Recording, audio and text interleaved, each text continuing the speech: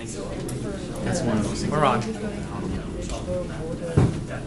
Okay, folks, we're ready to begin. Sorry for the delay. I was just trying to set the computer.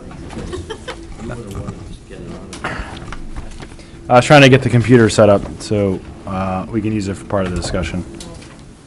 This is the Budget Committee for January 3rd, 2012. And tonight our focus is on the town budget, and hopefully the committee will come to agreement on a funding level to present for the public hearing, which is January 17th. So, but before we begin, I believe the town administrator and Mr. Angel want to share some information that will help us in our discussions. One of the things I would like to do is pass out a request on the capital reserve fund and information as it relates to the expenditures and resolutions, incorporating in some of the requests that you did, so you have a better idea as to what's been expensed from it and what remains as balance. And the other thing, I'm going to turn it over to Matt Angel. Matt Angel is the interim finance director, who has been doing quite a bit of work as it relates to the downtown TIF and some additional work as it relates to material that is a benefit to you. And with that, I'll turn it over to Matt, because I think Matt's in a better position to talk about it. All right. Right now, I've only been here for a couple of weeks, so I kind of have like the 60,000-foot viewpoint of the town. And what I've been trying to do is I'm trying to drill down on some of the information. And this past week, I've drilled down on the 2012 budget to make sure that the general ledger matches what the town meeting's appropriated. And I've come up with four particular issues that I've noted in my analysis of the 2012 budget. First is,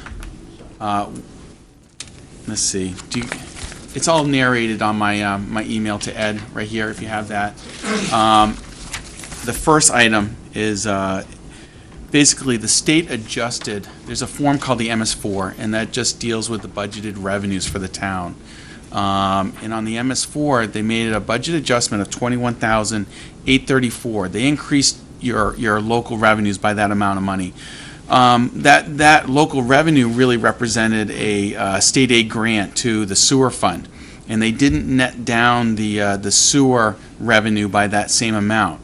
As a result, it impacted your general fund revenues. It had the effect of increasing the revenues to the general fund. Okay, so there's a shortfall in revenue right there of $21,000. And that's because the grant was received for the sewer system, so it has to benefit the ratepayers of the sewer system. Exactly. Okay. The second item is on the MS4, $125,000 was included for police dispatch fees, and I learned that we're not collecting police dispatch fees in 2012. All right. The third item is just these are small amounts in comparison to the others. I couldn't track down, or I could not tie out $15,819. Basically, I was comparing the amount of the budget for town meeting to what's in the general ledger, or I'm sorry, to the MS4, and so it's just there's a variance right there, $15,000. Also on the MS4, there's $12,200 from the capital project fund. I know of no funds coming in from the capital project fund that would represent $12,200. So I've listed those two out as just potential problems. However, the fourth and final one, what I've noted is that that the income from departments, the Department of Revenue questioned income from departments as to why it was so low. They thought there should be the recreation and solid waste numbers in there. So they adjusted the income from departments up $263,000. Well, unfortunately, income from those two departments, recreation and solid waste, are also reported in another line item on the MS4. So in essence, the $263,000 is double counted on the MS4. So in total, the revenues on the MS4 are overstated by about $437,000. All right. Now, this is for 2012. The good news in this is that not all recurring revenues were budgeted for 2012. Okay, so I can't say that the revenue shortfall at this point is going to be $437,000. So, Can you say that again, that sentence? okay, not all revenues, Yeah. not all recurring revenues. So you're going to have some revenues that, are going to give like $10,000 or $20,000 to the town. Those revenues didn't include a budgeted number against them when making the 2012 budget. Okay, so as a result, the revenue deficit may not be so great. Okay, and so we might have revenues to kind of like steer our way out of this. But unfortunately, I need more time to try to project our revenues through the end of the year to see where we will land. Okay, so it could be that we break even, or it could be that we'll end up with a shortfall of 437,000. Okay, so so right now we're just looking at what we were projecting through the end of the year. And then we're going to start looking at our expenditures through the end of the year to see if we can kind of balance this out. You're talking the end of the fiscal year. Yes, we only have 6 months left to steer out of this problem. Al? I still didn't get your explanation on the revenues. Try it again. Okay. When you're setting the budget, or when you're setting the tax rate, what they do is they take your total appropriations at town meeting, and then they subtract out local revenues from that, okay? Local revenues would be your motor vehicle permits, your dog licenses, revenues like that, okay? And they being the state. The state. Okay. Right, okay. The difference has to be raised through taxation. Well, I'm not looking at the difference, I'm looking at the local revenues, that little sliver. So it's the motor vehicle the motor vehicle permit fees, the dog licenses, okay? So in that form that does the local receipts, there are mistakes in that form in the tune of 437,000. Okay?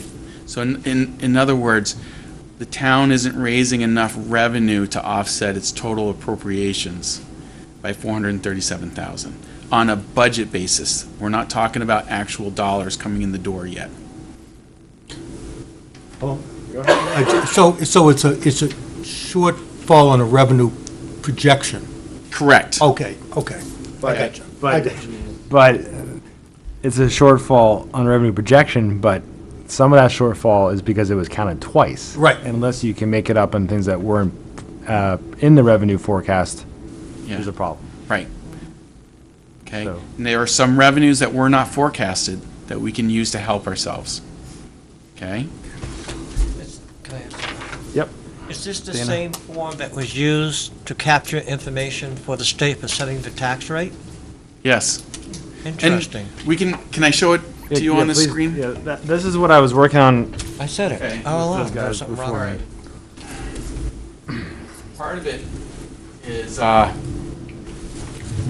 didn't. I don't work with this that often, Keep so. gotta keep going Oh, it's up. right there, okay. This is, There you go. okay, all of these items right here are on the MS4, okay? And you can see all of these items right here net down to the, Matt, just oh, before no, we I'm sorry, continue, this one right here. This is essentially the same chart that we got, that Mike LeBranch requested on the wall. He is showing you, the right column is what our numbers will be, the next column is the town council's budget, and then you go back previous years, 2012, 11, 10, 9. Hold on. And he's trying to get that, there you go, see? I don't know. Figure that out. Okay. And let me try to do the same thing over here. Yep. It's got 3 different years on each side. All right. Okay. Okay, solid waste and recreation are in these numbers right here. Okay, okay, for these years. So for 2012, 429,000 represents revenue, projected revenues for solid waste and recreation. However, the state increased that number right there by $236,000 to help it represent solid waste. You can see that these two are very close in the amount. And then you can also see historically that these charges for services were relatively low, and then there's a bump up for that year. Okay? So it really should be around 212 less 125,000 for the dispatch fees.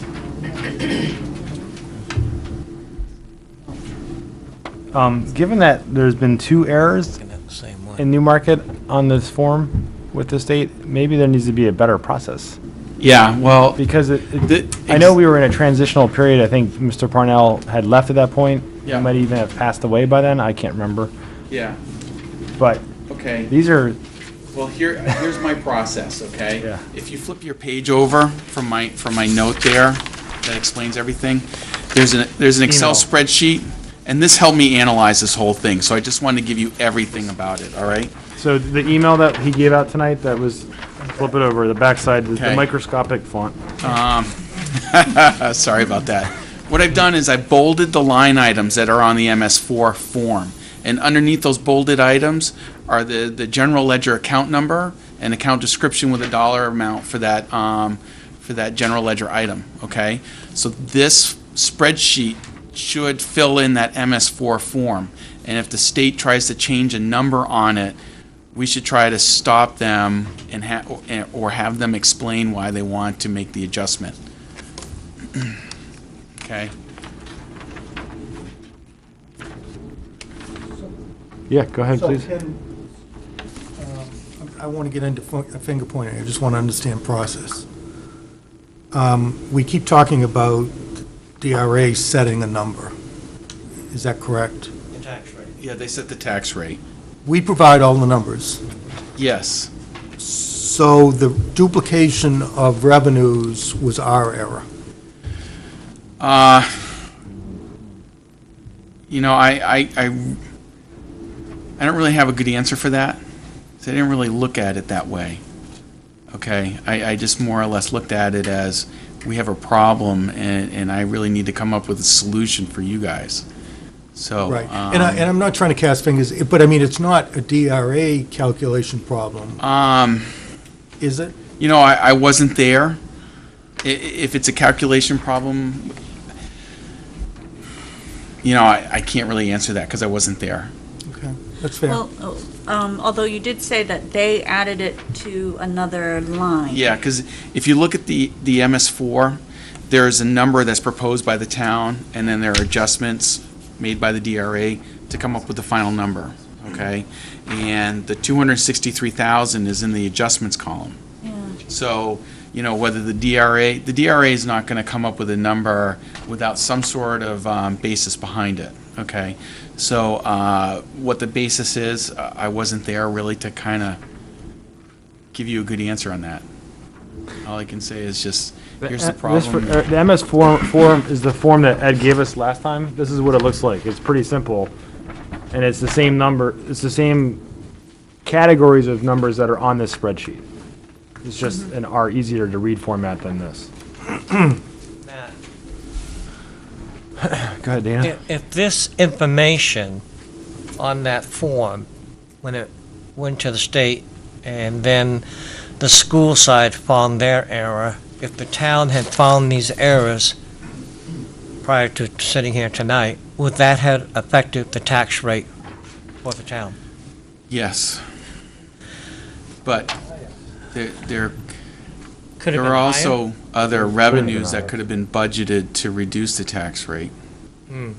So what are some of the recurring revenues that, Um, just generally, you don't have to give us numbers, that are not being, I'm just going to go Revenue down my budget. list really quickly right here.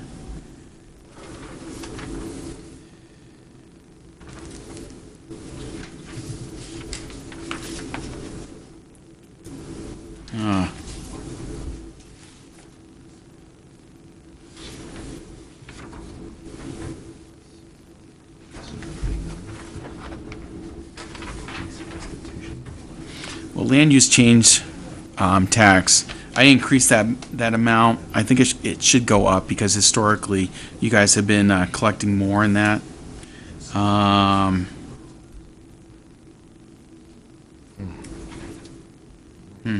don't have a good answer for that. What is the police restitution line that's 477 that was on the MS4, but there's nothing in the Okay. GL? On the MS4, because I'm looking at the MS4 and I'm trying to compare that to the general ledger, the MS4 doesn't break it out by GL account number. Okay. So honestly, I can't assign it, so I just picked the first account. Okay. So it's not really restitution. So within that particular line, yeah, you could say, fire department receipts, welfare reimbursements, miscellaneous receipts. Okay, so it's more of a total for that whole Yeah, exactly. category. It's not necessarily.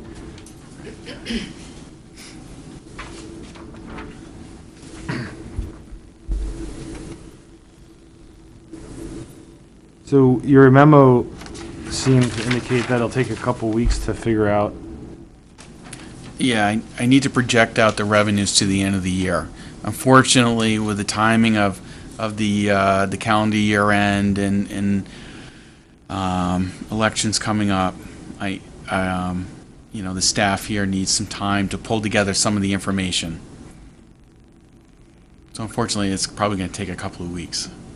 No one has pulled together anything yet as to the status of this year's, where we stand budget-wise versus expenditure-wise in the first 6 months of the year. I believe that was sent, no, wait a minute. November was sent out. This Yeah. is November's right here. I have- Yeah. That's the last one I So are received. we over or under budget, or estimated budget? Expenditures are expenditures. You know, reconciliation you have every month, it says how much you spent so far, how much in the appropriation, you're 50%, 40%, 30%, 80%. And I know there's a lot of very end of the year numbers that does skew that a bit, but does it look like we're on budget, over budget, or under budget in the first 6 months so far? It looks like we're pretty much right on budget. We're realizing savings in a variety of departments, especially in Public Works. The weather that we're having right now is helping us with salt, sand, and overtime. In addition, there's also several positions that haven't been filled, so we're saving there, so it's below where we should be. Overall, I can tell you that I sent an email to everybody, all the department heads earlier today, asking them to reduce their expenditures. I'm going to be meeting with them on Thursday, and we'll talk a little bit further about that. So to the extent that we can begin to make some cuts as we go forward, as I said, just in one, Public Works, because of the weather is sort of favorable to us at the present time. We're able to save some money and see what kind of savings we can realize from the budget at the current time to help reduce this cost until we know more about it as we go forward with Matt's work. Thank you. Roseanne? Who fills out the MS4 and sends it to the state? I think this year it's going to be me. So- But historically, Yeah, I but can't that's- say. This year will probably be, but Huh? That's if you're still here. If I'm still here. but who sent it this time? Whose responsibility It was would have it? been generated through the finance department. And The I- finance And I department worked sends it with the folks upstairs, questioning at times. There was one of the things, payments in lieu of taxes. We had some changes there that occurred because some of the properties that were part of the payment in lieu changed because they were sold off, which were the mills and things. So we looked at those and see where we had to make changes to either increase something or decrease it. Getting back, when you mentioned the mills, did we get all the checks we were supposed to from Chimberg? We got all the checks that we were supposed to, We got all that in, yes. okay. All right. What? Yeah. Did that come in at the end of June fiscal year last year? The purchase of the properties, yes, The 300 and significantly more. It was probably upwards of 639, $900,000. 600 some odd thousand on the mills itself. Okay, even that wasn't enough to, wow. Okay, But thanks. that was in last fiscal year. Yeah, right. So so we can be short close to this amount. and that would mean higher taxes for everybody.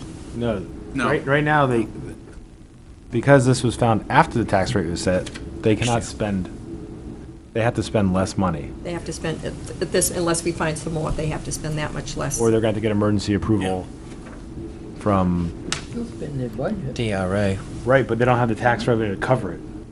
So they're So it gets spending raised- down the fund balance when you do that. That's what they've been doing. Is that accurate, Matt? If they spend their appropriation, it would, if they spent their full appropriation and the revenues didn't come in as budgeted, it will spend down their fund balance, Right. okay?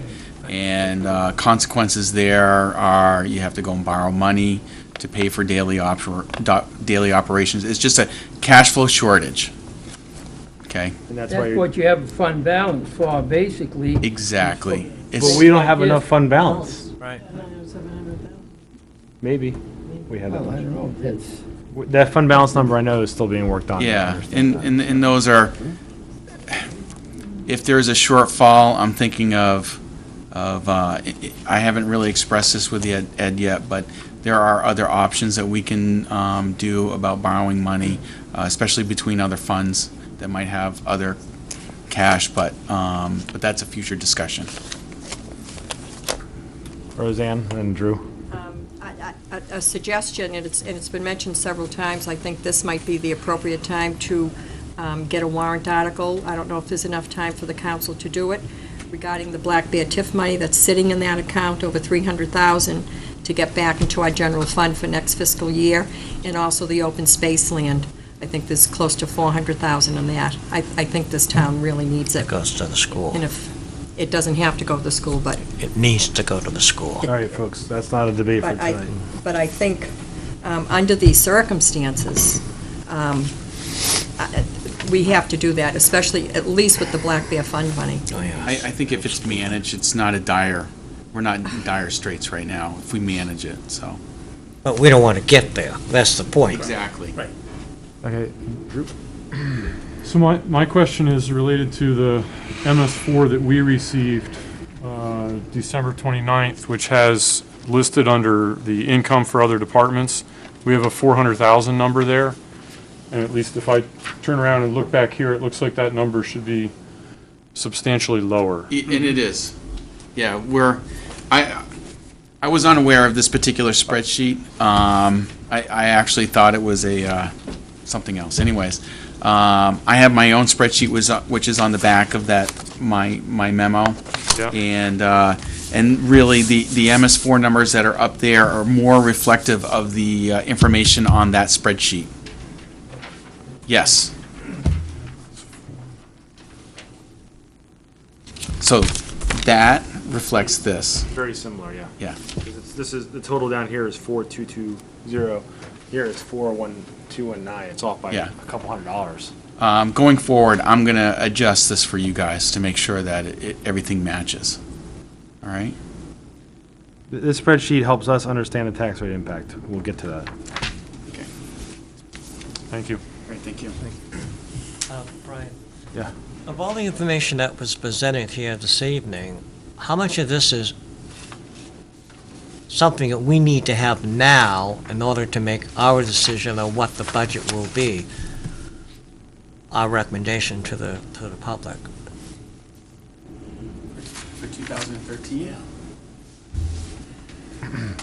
The revenue projection.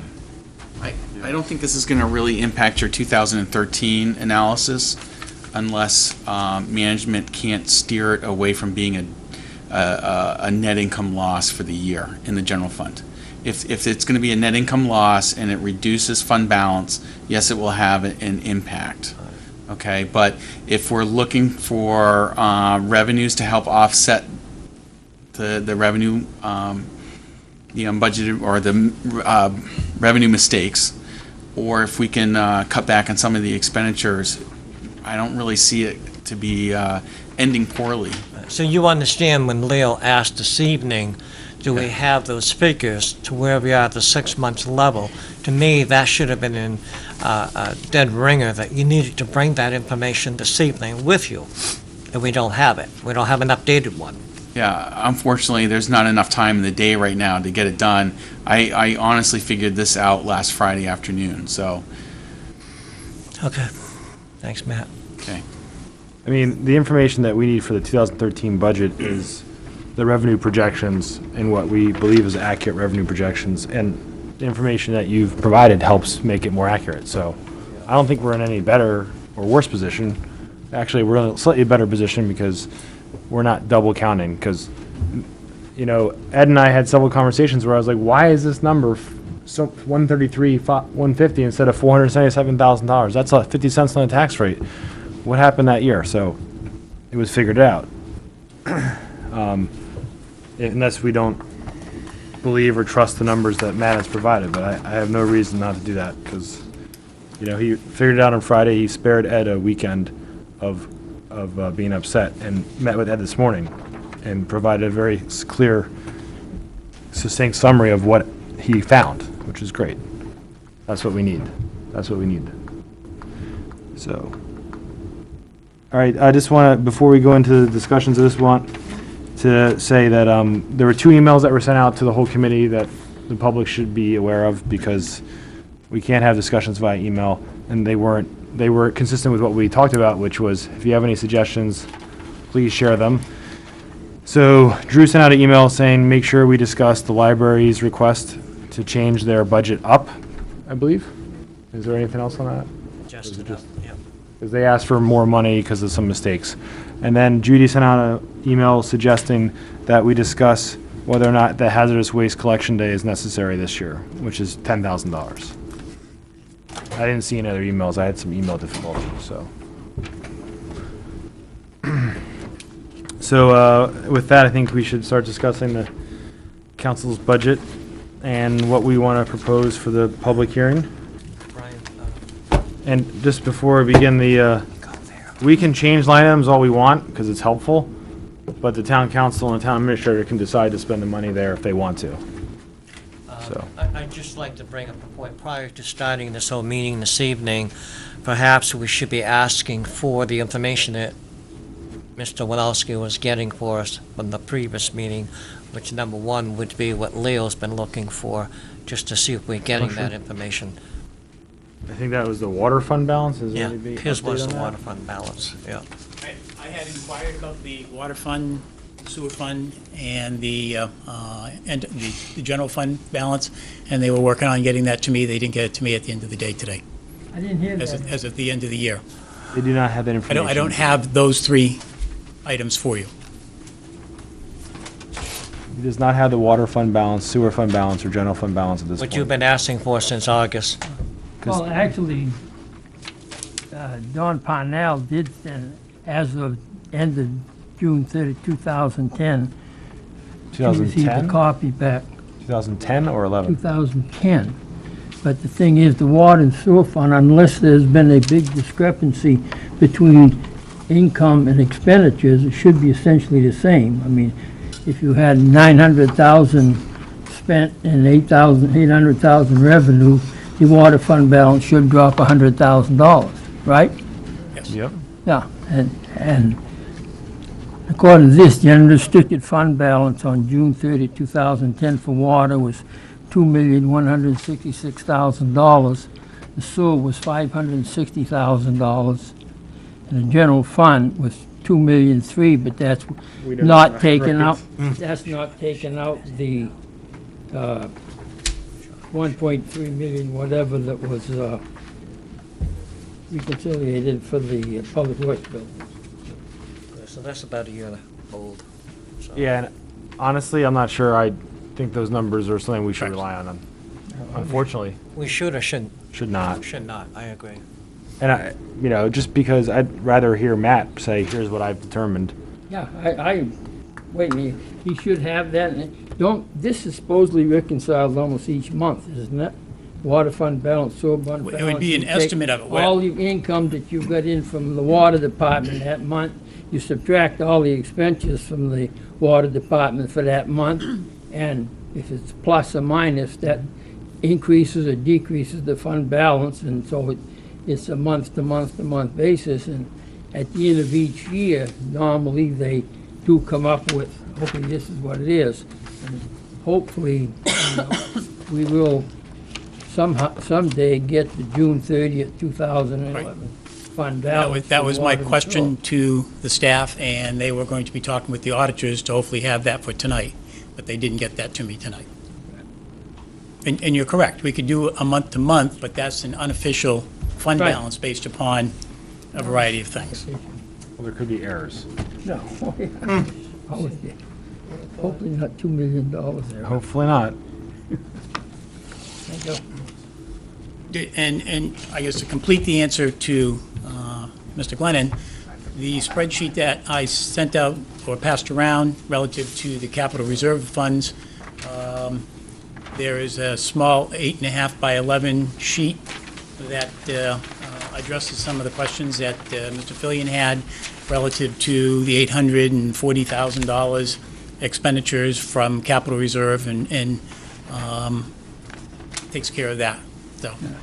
Now, looking at these numbers, it's, when initially the water and sewer costs were gonna be roughly the same, the 600,000 range, and now when you see that they took 648,000 out of the water department capital reserve fund and only 184,000 out of the sewer department capital reserve fund, it seems that maybe someone thought there's more money there, so let's use it.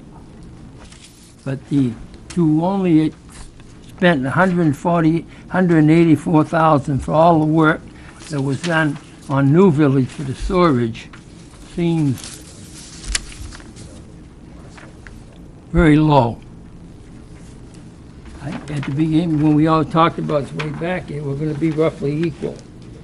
That was the intent, yeah. Of setting that rate. We They had a fat borrowed the money on the sewer side, but on the water side, we did not borrow the money. Did not what? With New Village, we borrowed the money on the sewer side, so it's coming in a loan, but on the water side, we did not borrow any money. So a large portion of the capital costs were not from the fund balance or the capital reserve fund. Excuse me, Correct. of the Oh, sewer. okay. Okay, That makes Right. sense.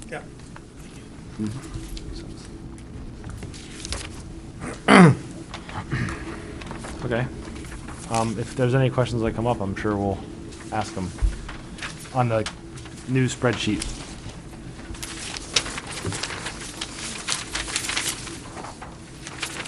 Okay, so, my methodology was to propose specific changes. I know some might just want to whop a number off the bottom line. You can do that if you'd like, and if the committee wants to do that, we can do that. But I think we owe it to people to indicate where we think those cuts should show up. So that's why I took the time to outline it in a memo. If you want, we can start with that, or we can start with just whatever you want to throw out. In my opinion, that we're supposed to present a budget to the delivered, the public hearing there, and a budget is an itemized budget, not a bottom line budget. I think for us to just take 150,000 or 100,000 or 10,000 off bottom line, it's not really presenting a budget to the people to say, this is what our expense is gonna be. I think we're really not doing our job if we do just take bottom line off and says, even though that's essentially what it amounts to. But that's okay, yeah. But, I don't disagree. I think that we have a responsibility to give the people a itemized budget of what you think should be spent for each use, and the governing body will do what they may, but I think we have that responsibility. Thank Okay. you. So if we start with the memo I drafted, is that a good point to begin with? Okay. I gave my copy to Aaron, I forgot to print it out, so I'm gonna use Drew's.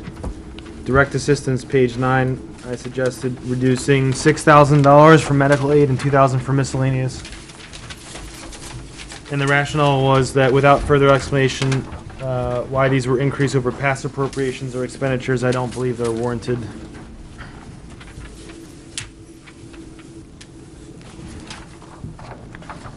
That's page 9. I have a question on the reduction of the 6,000 of medical. My only question is, are we mandated through assistance program to provide medical coverage, medical aid in this category? Is it RSA mandated or Ed? If someone comes to the town for assistance Right. and they qualify for it, Yeah. then the town has an obligation Right, to that's do what I that. thought. And so Yes. the director would go through all of the pieces, look at income, expenses, things like that, and if they qualify, then they would get reimbursed. So, The payment wouldn't go to them, it would go to the doctor or right, whomever. directly to the doctor. So this amount, I haven't been able to find it, is an increase over last year? Yes, by $6,000. $6,000 Because higher. she's seen some I'm trying to find it increases in here. that area. Page 9, medical. Yeah, medical aid, right? Yes. No, direct medical, Direct Assistance. assistance medical. okay. So, Brian, your rationale was without further explanation as to why they are increased. If she said that, she is seeing an increase, Well, the budget numbers through November don't show that. $330. yeah, okay.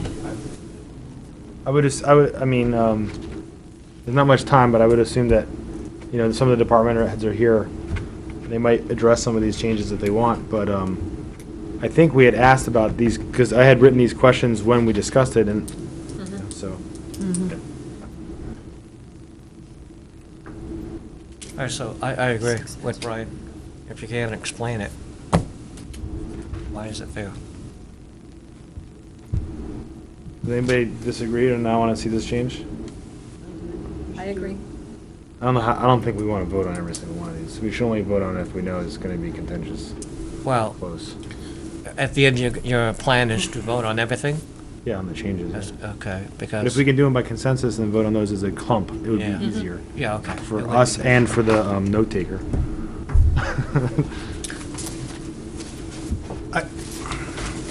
As a member of the town council, I wish I could respond to that. I do remember that she came in and gave a very detailed explanation of the changes that were going on relative to those people that were coming into the office. And one of the budgets, I think, went down and one went up.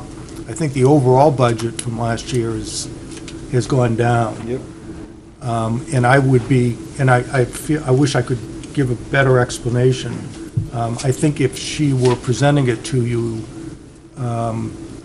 you would understand it better. It was an extremely thorough look at the whole welfare program and how it was being administered. So I don't know how you want to respond to it. I'd be hesitant to cut it without. I mean, if you just look at, the biggest line item is $80,000 for rent. Last year, we spent $33,000. The year before was $70,000. So this year to date, only $8,400. So, again, if the medical is not enough, it'll come out of somewhere else in here or somewhere else in the town. I don't think it's going to bankrupt the town. We need to cut it to the bone, close to what's reasonable, what's expected. That's my thought.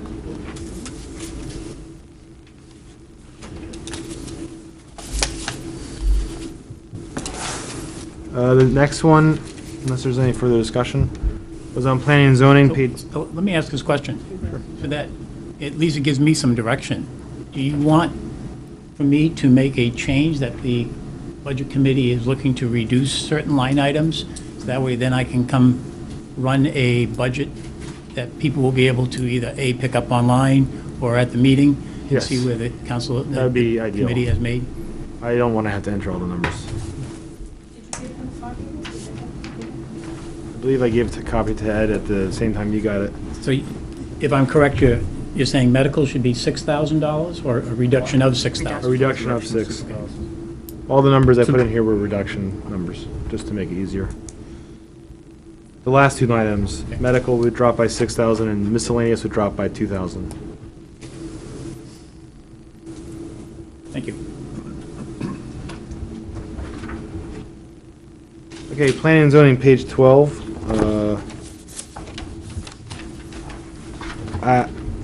I don't think this will be a surprise to our planner, but the People's Forms Services didn't seem like it was ready for prime time. I don't think the staff have developed a plan for how to actually use it and implement it that would pass muster for justifying it. And then the master plan update, honestly, I think the town planner should be writing it. And with this economy, I don't think we can afford to pay a consultant $10,000 to write it. So I thought that should be reduced. I also have previously debated with the planner the necessity of her having a cell phone, and I just think it should be cut.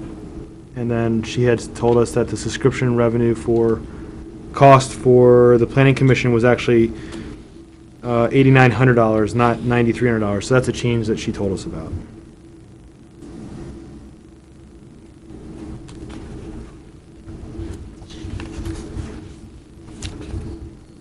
Well, you didn't have an extra 10,000 in there. You had 16 plus the 6 plus the 4, right?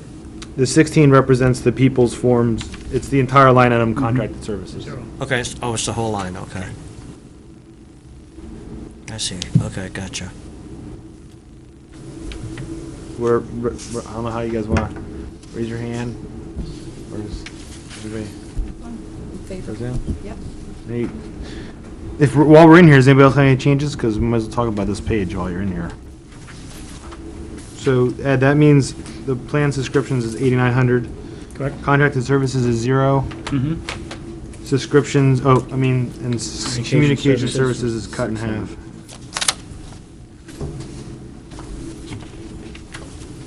All right, MIS department. We'll probably have discussion here, but I think that based on looking at the capital reserve, the CIP plan, and the situation we're in and the balance of the new technology fund or whatever it's called, the town technology fund, I think we can cut $10,000 from the operating budget over underneath new equipment, and they can use the capital reserve fund to buy that new equipment without Yeah, there's plenty of substantial impact on our future needs for equipment. If I remember correctly, when we were discussing that, the chief of the MIS department was unclear on whether or not you could bundle items and then use that to achieve the CIP $10,000 and blah, blah, blah, blah, blah. Correct. And we've heard from other departments that we're doing that. So if we're doing it somewhere, we should be consistent. The CIP program in the beginning says, capital equipment is defined as a tangible purchase of a tangible asset that is non-recurring. I'm sorry, I'm rolling my eyes at that because you're going to buy a computer every 5 years, but whatever. Has a useful life of more than 3 years and aggregate cost of at least $10,000. So if you buy it all together, you get an aggregate cost of $10,000. So I think it's consistent. It's not stretching this capital reserve program. Is that 10,000 minimum a town decision, or? That's just a recommendation put together by the Capital Improvement Program Committee when we set up our goals, objectives, and whatever. It's not a statute or anything like that. It's just what the Capital Improvement Program Committee set up as goals and objectives. So there's nothing statutorily required to do that.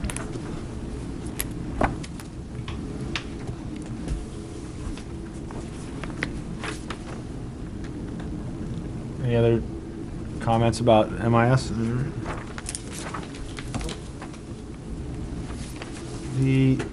Of course, the council may not decide to take it from the CIP. They might decide not to buy it, so we can't force them to. Channel 13, it's basically the same argument, same change. $10,000 reduction of Channel 13 miscellaneous equipments to 0. And the plan was to buy new microphones in here, new rewiring, updated presentation hardware, and 2 cameras. Some of us probably don't want the new cameras, but.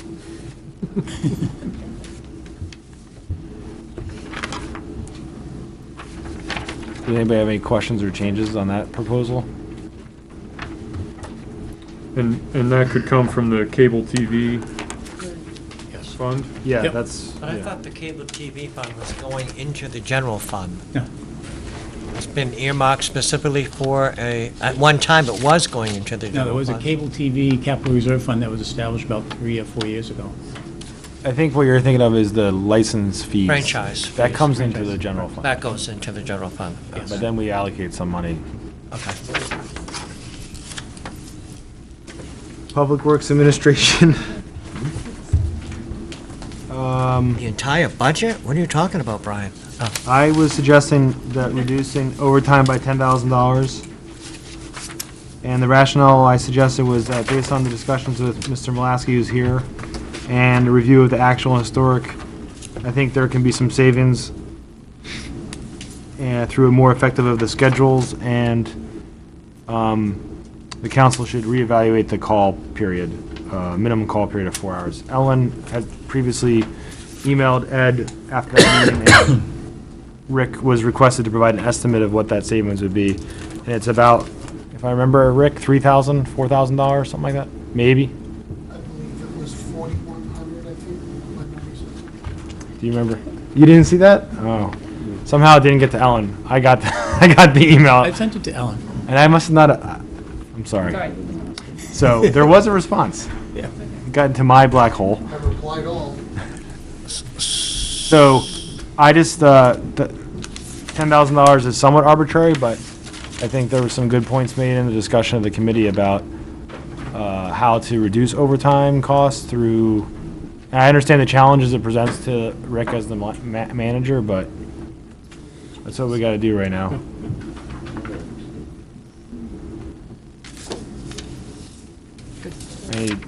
Anybody want to voice a contrary opinion, or?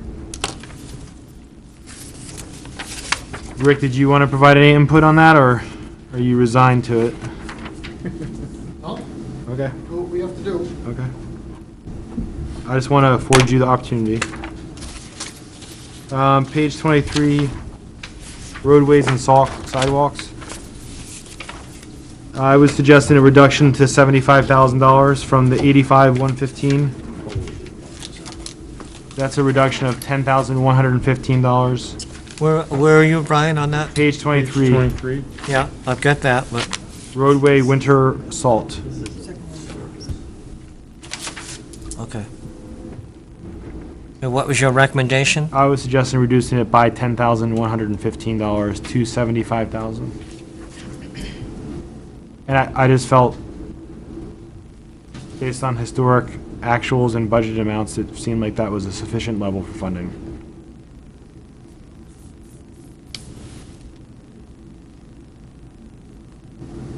It all depends on the winter, of course. We don't really know that, but it's kind of like, this one for me feels like legal fees. If you budget it, it will get spent.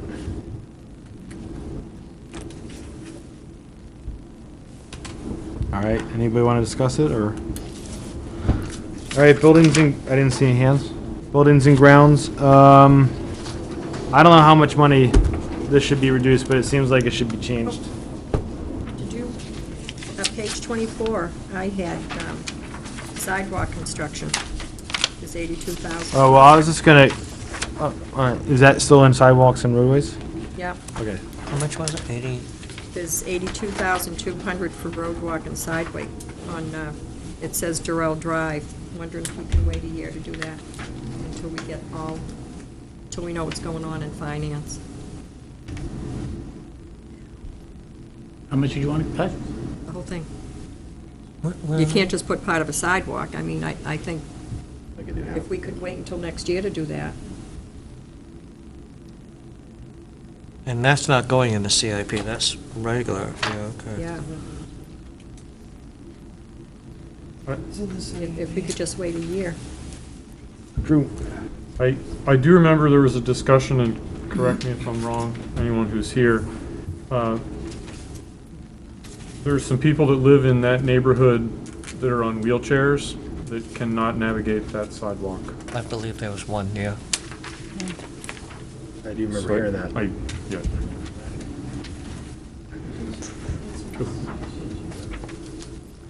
There shouldn't be anything in the CIP for roads. It should all be moved over. There's only a couple $100 left in the roadway CIP Yeah. fund, if Right, if at I that point. remember correctly. And then that would have, yeah, okay. Did, I see another hand or? I was just going to say that same thing, that was my understanding too, that there was a specific need in that neighborhood because there is someone. Are we in violation of the ADA if we don't repair it this year? How long has that person been living there? Just in violation of morality, I would say. Maybe not the ADA, but common decency for our fellow human beings.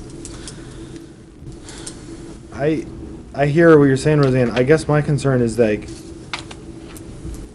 when there are things that have to be done, like, we know that we need to repair roads and sidewalks that we have, and if we don't, we're just delaying the bill. That makes me really nervous versus controlling the costs that are like, things that would be good to do. This is not like a new sidewalk. This is fixing a sidewalk. So it makes me nervous to say we're not doing it, because it's $88,000 that next year is gonna have to be added, therefore it's an automatic increase in whatever tax rate we have now. But I'm only one voice up here, so. Quick question. Judy? If it's designated for Durrell Drive, and it comes in underneath that amount, is that become a fund that can be used for other drives, or can it only be designated for Durrell? They can, this is the proposal is to use it on Durrell Drive. Right. Something could happen between now and whenever, and it could be used somewhere else. It could be not built on sidewalks at all. It could be spent on roadway, winter salt. Remember, this is like the what? Estimates. It's an estimate, and it's where they expect to spend the money, but the council has the authority to overspend any line item as long as the total line for the town is not overspent. And they can change lines within their own budgets. So, It just Which concerns me. makes some sense, because it does. unexpected things happen. Right. But I don't think the council's been doing this, but you wouldn't want them to come and say, we're gonna spend it on Durrell Drive, and then not decide, we're not doing that, we need the money for a new finance person, or Right, whatever. well, yeah, that's what concerns me. Yeah. That if it's designated do there that. and it isn't spent, that it should go back into the fund balance. Did That's an editorial comment. If it isn't spent, and the whole budget isn't spent by this much, then it would accumulate to the fund balance. I would hope so, because considering the situation we're in right now, we might need every cent we can get on that one. Roseanne? Did that individual, I had missed that meeting, is it just the sidewalk in front of their house they're having difficulty with in order to get in and out of vehicles, or? No, the entire sidewalk has some very And how many serious feet is it? problems. There's no narrative here as to how long it is. Usually, most of the others have what he gets for tonnage and so forth for the hot top, and that's not here. So it's the entire length of... Rick, would you mind coming up and just helping with a little bit more? Isn't the hot tops a seasonal thing cost-wise in the spring? Because that's when they gear up.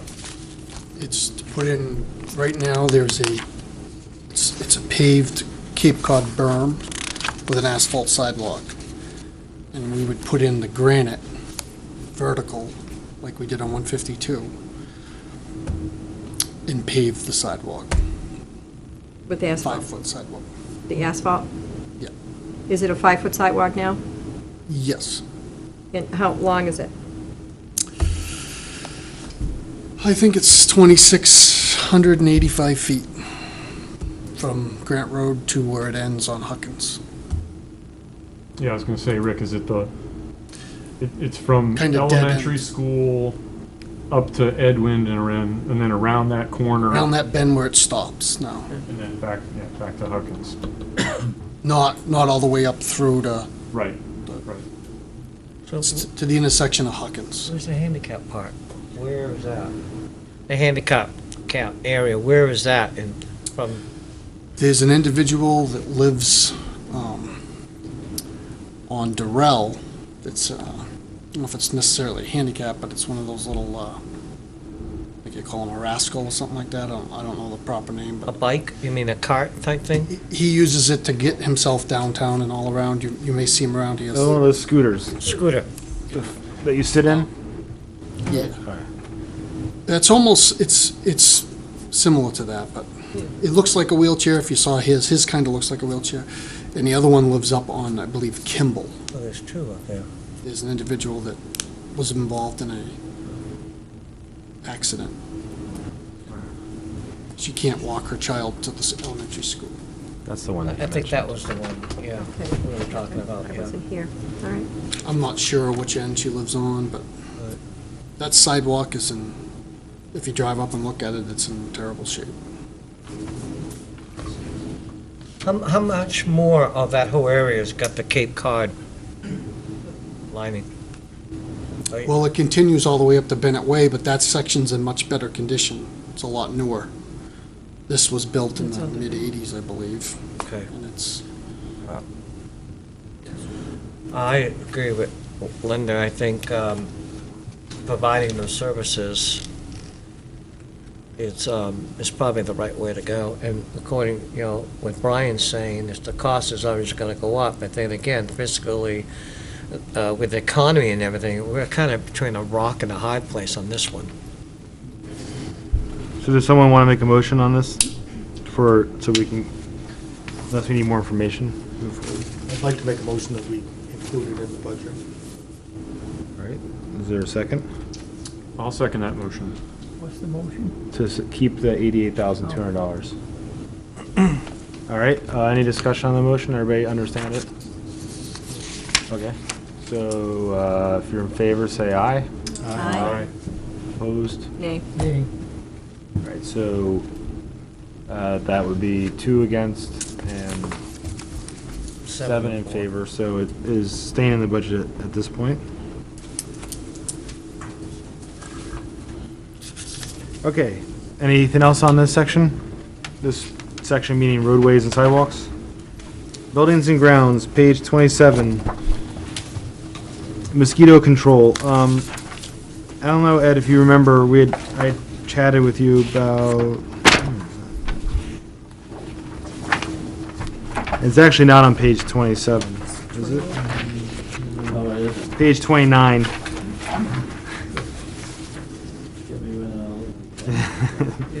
It's on page 20. It's on page 29. It's the second line from the bottom. Thank you very much. So, I was just curious if we knew how much money we spent on larviciding versus the testing versus the emergency spraying. Oh, Rick's. Great. Mosquito guy. we spend just about $10,000 on the testing and monitoring and the permitting. The other $50,000 is for the larviciding.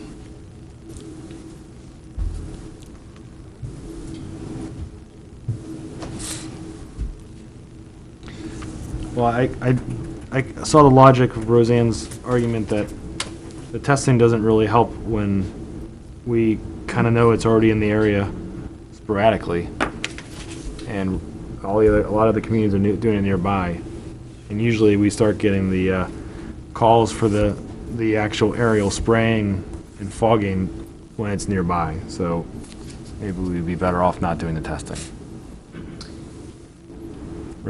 Ellen? Is the testing to indicate exactly where they're going to apply the larvicide? Yeah, they monitor certain areas, and then if they have a positive test, they would attack that area to treat it.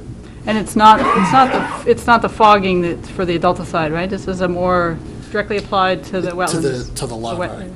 But the larviciding is preemptive. They don't test and find the Find the type of mosquitoes. Spray. right? That's Yeah, the right. different breeds. They find the type of mosquitoes. So, yeah, I guess, That's on the $10,000, that's what they use that for, is to find the testing. type? Well, it should be more. The certain types carry certain. Okay. There were 3 or 4 different mosquitoes in this area. How many different mosquitoes? About There's- 4. I believe there's more than 6, actually. Really? Yeah. I think there's 4 that carry the Yeah. bad stuff, that's a red flag to them.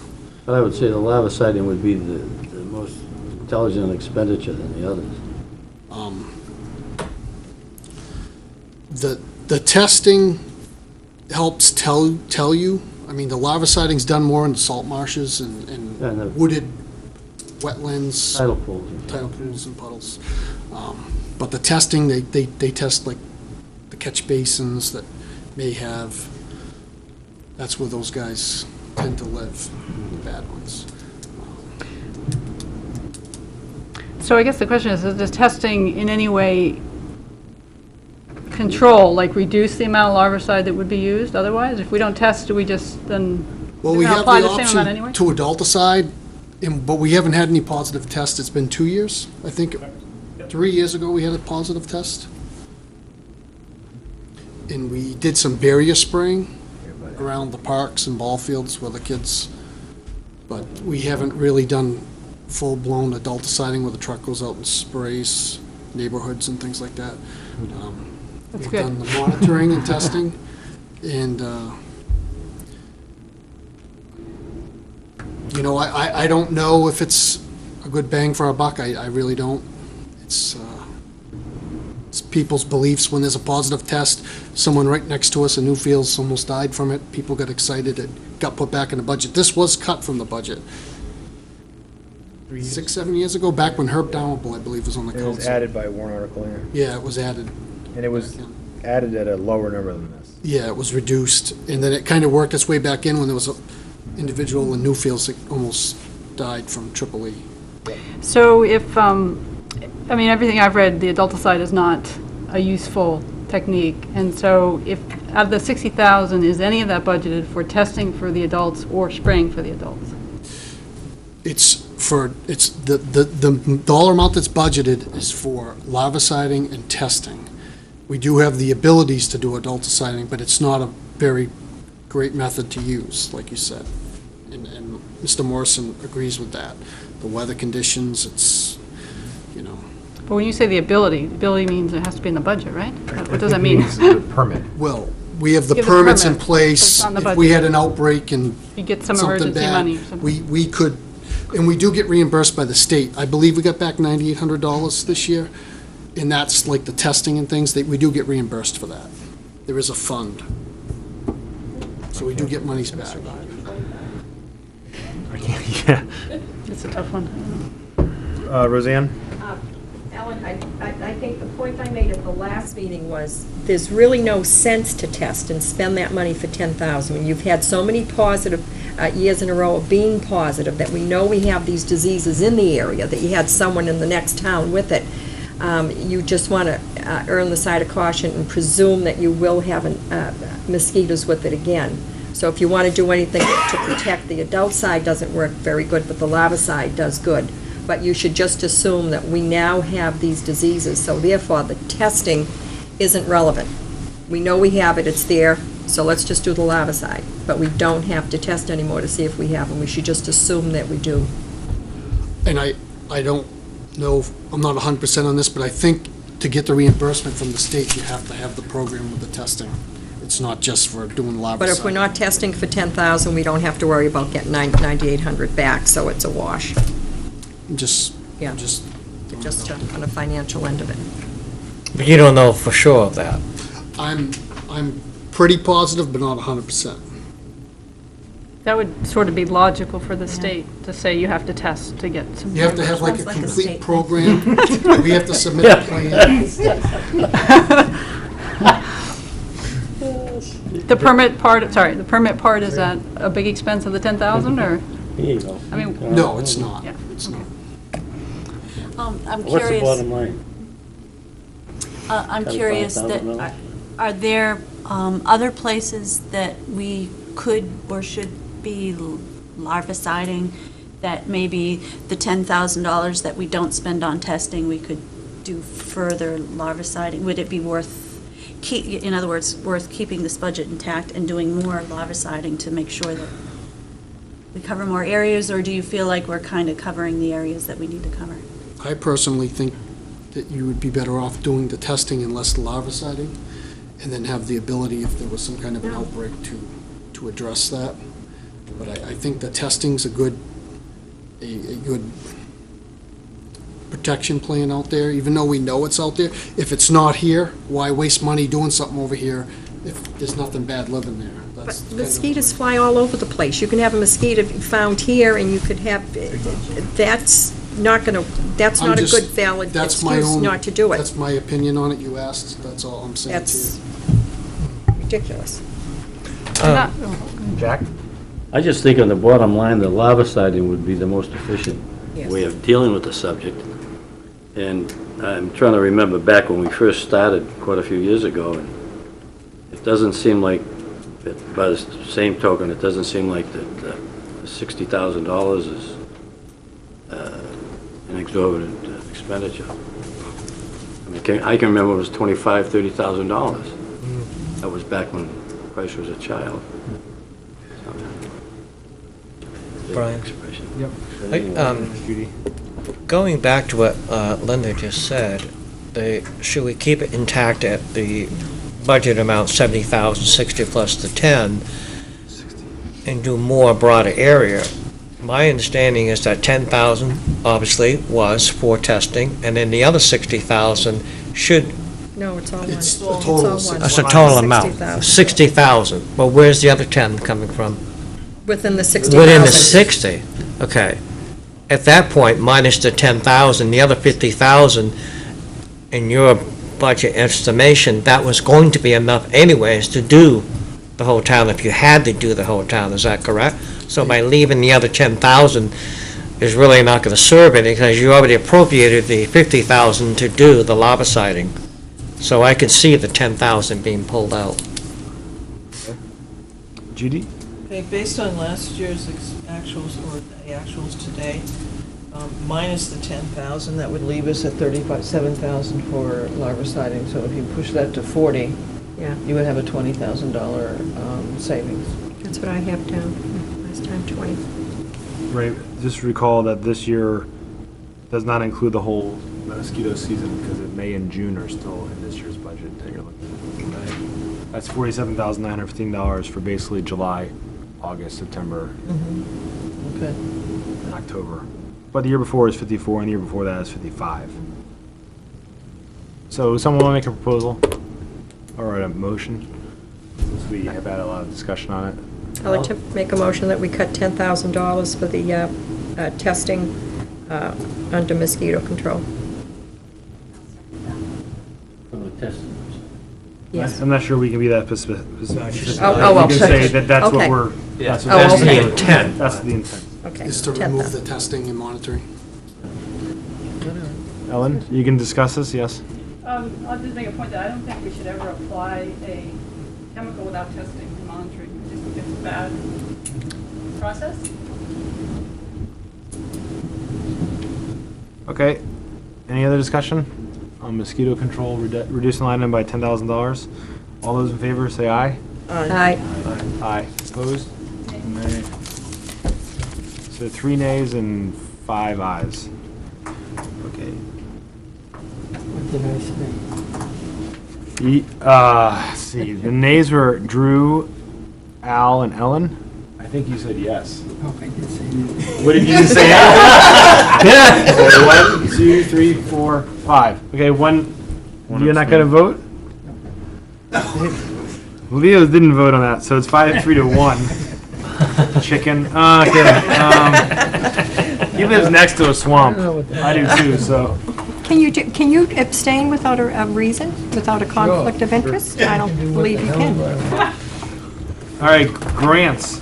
I am proposing or suggesting that we reduce cemetery maintenance in the grants to 0 from 5,000. 36? Page 36. Thanks a lot. So the rationale is that per the CIP plan, the repair of broken monuments was specifically identified as one of the reasons for the passage of the 2007 warrant article that created the cemetery capital reserve fund. That fund currently has about $10,000 in it, at least according to the information we had last meeting. And you know, this document specifically talks about the repair of broken monuments at the old village cemetery, whatever it was called. I'm sorry, I don't have the name in front of me. Is that correct? It just says repair. Right, it doesn't say that specific one. Any discussion or comments? So you want to wipe that line right out? The proposal is to wipe that line out and use $5,000 from the cemetery capital improvement plan, or capital reserve fund. I should say. In fact, this would be a line item that Ed could save $5,000 on this year without really hurting anything of core functions. Any discussion, or we're all good? All right. The CIP plan, which is page 39 in our binder. Wait, I had one on the Newmarket Athletic Association. Okay, sorry. I was actually talking to some people that, back on page 36, and, you know, in the past, they've had kids in the system and the sports and all that, and they actually feel that that line item could be done away with, the $21,500, and they could deal more on fundraisers and such for whatever they want to do. But the $21,500, either in its entirety or a good portion of it. Question on that. Sure, Dana. When you say you spoke to these people, who did you? No, a few people that had their kids involved in the town and the sports and so forth and so on, and know a bit about the association, feel that they could, that this is something that should be cut. And, Okay, but have we had the opportunity to bring the leadership in? I know they have a committee such as a president and all that other process like most committees have, rather than rely on hearsay from somebody on the outside. I personally know people who are in and run this program as well done. it is, I'm not saying it isn't. Yeah, no, I'm not saying you are saying that. I hate to see all of it cut right out. Maybe a portion of it, but, I mean, to have them raise $21,500 on I a just yearly think we spend basis, so that's a lot. much, we spend so much within the recreation department to begin with, and we spent so much money on it in the past between lights and fields and so forth and so on. I think that this is just a little above and beyond, and we've got to cut, especially with what Mr. Angel said this evening. And I think this is an area that should definitely be looked at. Well, again, one of my concerns are that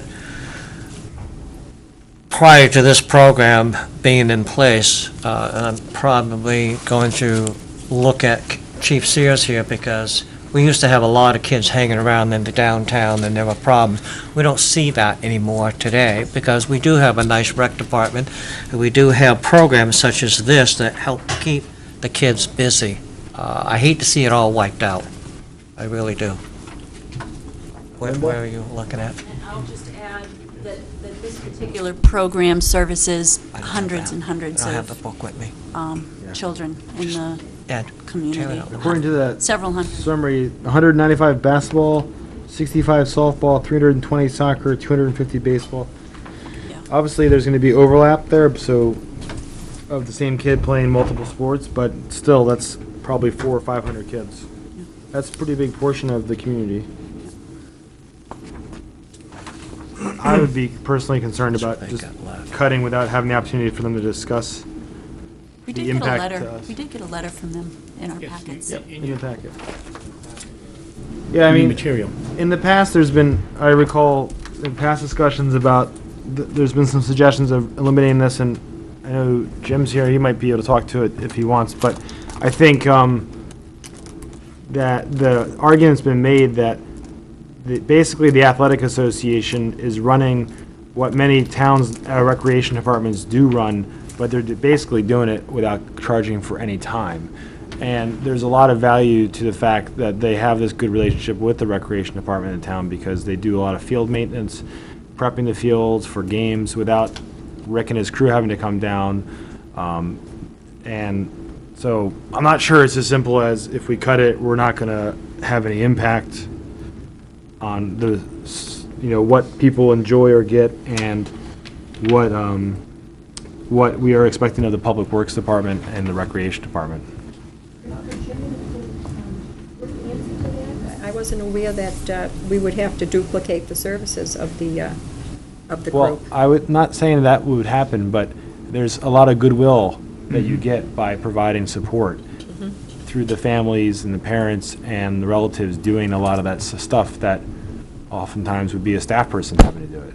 I'm not saying it would all disappear, but it might not be as forthcoming because they're all paying $400 now for their kid to play baseball instead of whatever, $150 or something. I don't know what it is.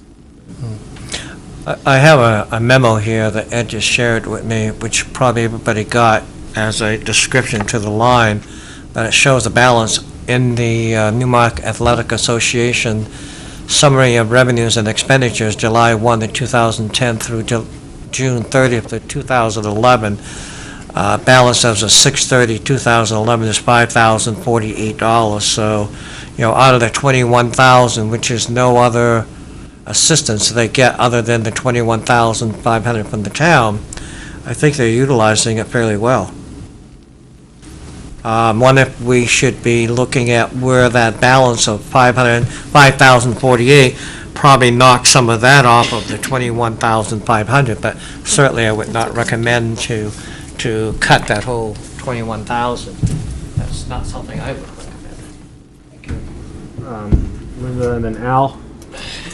I was involved with the Athletic Association many years ago, and I do know that we at the time were trying to carry a balance over to do things like renovate fields and stuff like that, do some serious work at the Little League field and things like that. So there could be a very good reason why there's a $5,000 balance. They could be saving for something very particular. Right. And I know they do some fundraising as well, so that, Well, that's I'm glad you mentioned that, because it does not reflect in there of what they're doing for fundraising. So at this point, I'm under the impression that there is no other monies coming in to that area other than the $21,500. So if you're saying they're doing fundraising, maybe we need to know. I'm speaking from years and years ago, Years so ago, okay. it may not be the case. I can just say that back then, we did some fundraising, and we would set money aside specifically for a big project, like we, they They're talking about renovated buying dugouts, things like that. a new scoreboard for the B field, Okay, that's probably, $8,000. Batting cage for the Beanie Howcroft field. But are those necessities? Do we have a scoreboard that works? Do we have to have a batting cage? I mean, that's money we're giving them, and then they're just turning around and buying something, whereas if it was in our regular budget line, we would say, you know what, we don't need that scoreboard, we don't need that batting cage, it's not a necessity. And that's what I'm getting at. So they turn around and use the money we give them for things that I would deem, in most instances, unnecessary. If you look at the detail on their budget, and I don't know who has it or who doesn't. We all have it. But it talks about the revenues that they received in the 2010 season. And it also talks specifically about what their needs are for next year. And I agree with Roseanne. I think there are some things in here perhaps that could be held off. It says, for example, in the year 2012, we hope to purchase a scoreboard for the B field, help with the costs of dugouts in B field. We also hope to help with improvements to the Beanie Howcroft field. And maybe those items are ones that we could hold off on for a period of time, just a suggestion. Well, it would have to be held off on funding to that entity, and they decide what they want to do with that. More than saying, don't go to do the scoreboard, don't go do this. Let them figure out what it is they're going to do with whatever the monies we appropriate. Sure. My recommendation on that would be to cut by $2,000, half of what they've already saved from a carryover from the previous balance. Because I think everybody should have some type of responsibility to give back. The Newmarket Athletic Association was formed in 1991 when the Recreation Department was kind of split apart. And one of the reasons was to save some money because with the Recreation Department was managing all the sports at that particular point in time, and it was a tremendous amount of work. So from the time of 1991 to the time right now in 2012, There's over 160 volunteer coaches that are involved in that program. If you paid that amount of money for those coaches that you would have for those programs, it would be more than $21,000, I can tell you that. So just the volunteerism that's going involved in that is amazing. A lot of the equipment that they're buying are equipment that they need for to run their actually program themselves, and they have been involved in also partnering with us. And many times what we do is when they give us money, we can use it for a grant that we could basically use as a match. So yeah, there are activities that we could maybe hold off on, but we are looking at things that we're trying to do together. But most of that money, the lion's share of it, is to run the programs that they have.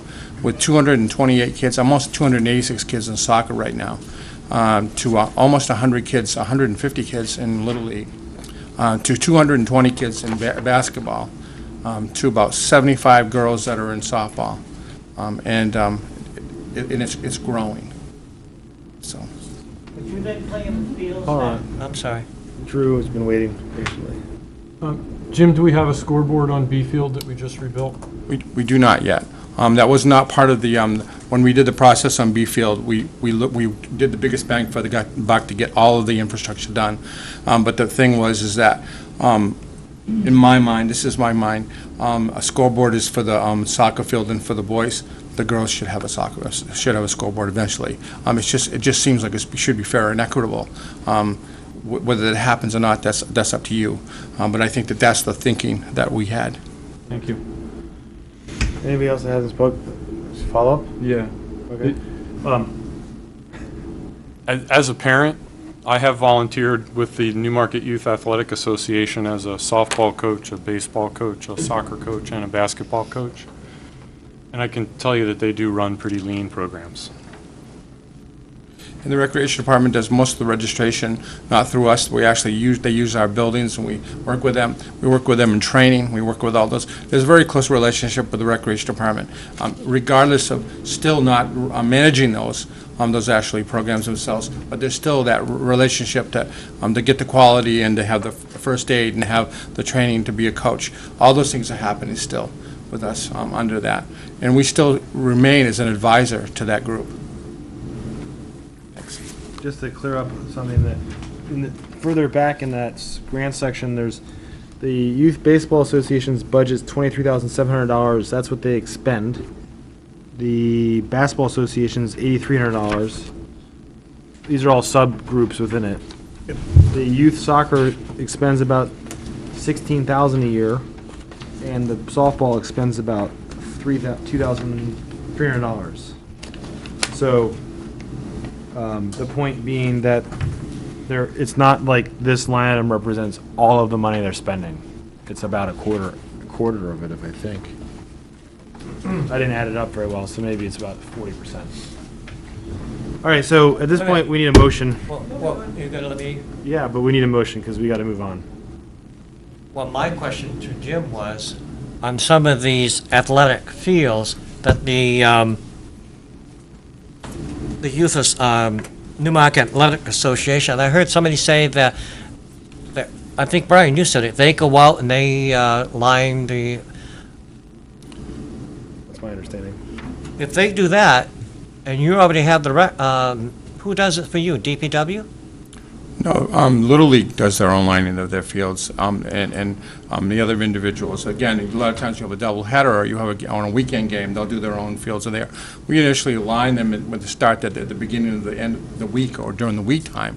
But if there's a weekend games, which by the way, most of those games that they play are during Saturday. Who pays for the supplies or the chalk and all that? They pay for their own supplies for that. Yep. So that comes out of the 21,000? That's correct. Yes. Jack.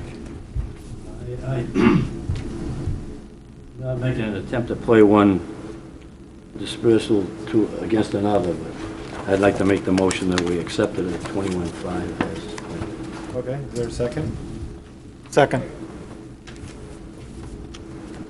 Did you say something? He said second. Okay, Leo seconded it. That means he's got to vote. Okay, so any further discussion? All right, all those in favor of the motion to keep it at $21,500? Aye. Aye. Opposed? We just spent all that time to get a unanimous vote? No, you got an explanation to what it's. Okay, that's fine. It's good. Well, Leo never showed up to help when I was on the meeting. Okay, I think we're ready to move to the CIP. And of course, any other sections that I didn't discuss, you're welcome to bring up anything you want. We already had 2 suggestions that we get to. On the CIP, I'm trying to figure out how to best. May not be the most, it's probably not.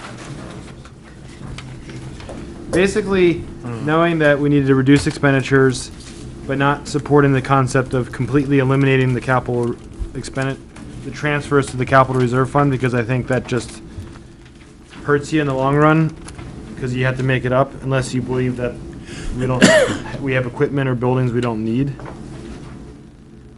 I look for changes that would reduce or keep the funding for certain departments at historic levels, because some of them went up this year, and eliminate small levels of funding for other departments that just didn't seem like they were needed this year. They wouldn't hurt if they were gone because they were such small amounts of money.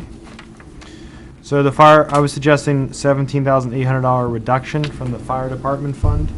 That would keep it at the same level it was in the previous year, which was $50,000, or the year before, I guess, because last year it was this number. The $23,500 from the building improvement fund, which would, how did I come up with that number? 2010. Thank you. That brings it back to 2010 funding level. This recreation facilities fund from $6,875 to zero. Yeah, $6,800 isn't going to hurt. So I don't think we should invest any money in the McAllen Dam until we know what we're going to do. And if it's a substantial cost, like repairing it for $500,000, then not putting aside $25,000 this year is not going to hurt it. And I know we're working on that study, or at least the voters authorized it. $14,000 reduction of the Veterans Memorial Trust to zero. The first time I had heard of the cost estimate for the new memorial was when we discussed the CIP, and I think I remember a figure that was well in excess of $100,000. And that number scares me. It's a lot of money to spend, and it is no commentary about veterans and their commitment and their contributions.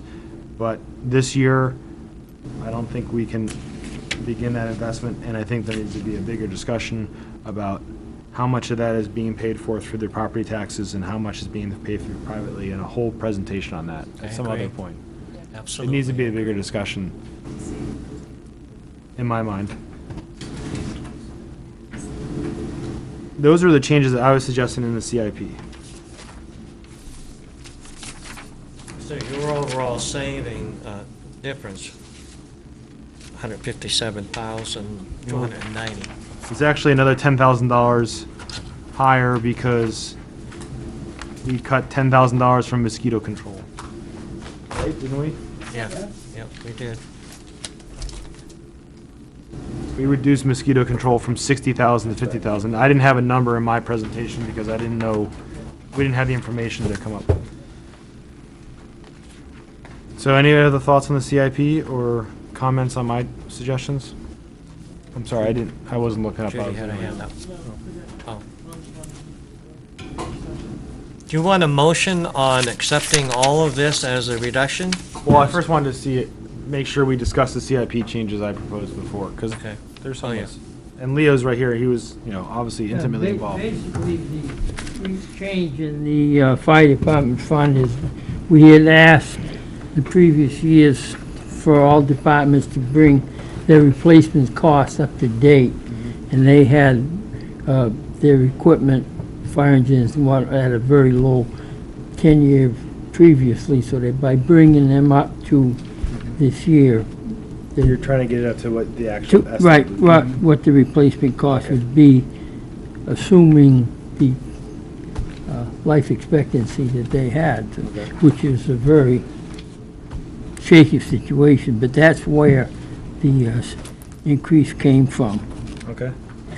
And recreation facilities, Jim was really planning to use his balance, to run down his balance in the next 5 years to do what he wanted to do, and 5 years from now, we'd have a zero balance.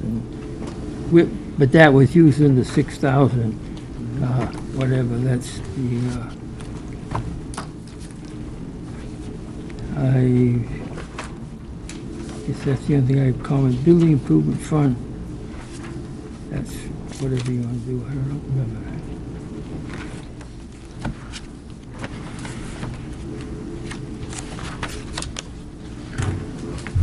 Okay, so, I'm not gonna, oh, Ellen, go ahead. Well, I just, you suggested reducing the fire department, which is equipment CIP, as I understand it. And the balance of that is about 153,000, I think, on our sheet. But the public works equipment, you left alone, and that balance is 614,000. Is that just because there's a lot more public works vehicles? Yeah, there's a lot more public works vehicles. The fire vehicles just happen to be a lot more expensive. Right. Just wondering if that proportionally Lasts a longer is period. right, to reduce fire but not reduce public works or vice versa. I think Ed also said the fire ones generally last longer, decade or more. In the public works, if we get a decade out of a truck there. Yeah. We have 4 major vehicles, like 4 vehicles in fire.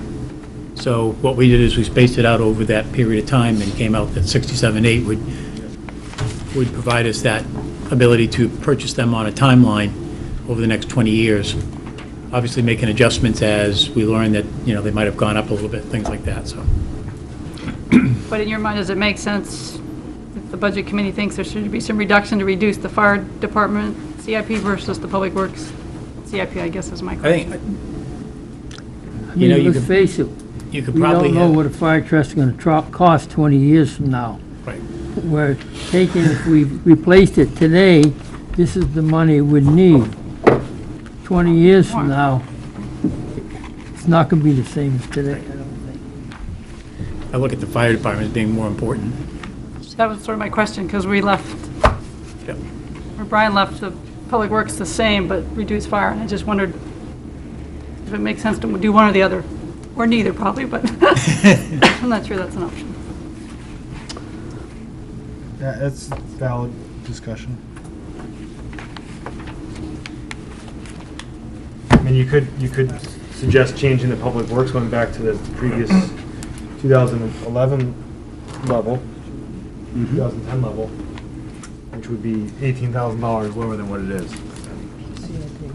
See, part of it is like, if you've got 4 major vehicles and you say the forestry truck, which I'm not really sure I understand why we even have one, but that should be like a regional thing that one town has it and it's shared by 4 towns, because we don't have that many forest fires. But if you hold on to it for 1 more year, you can make up what we're doing right now.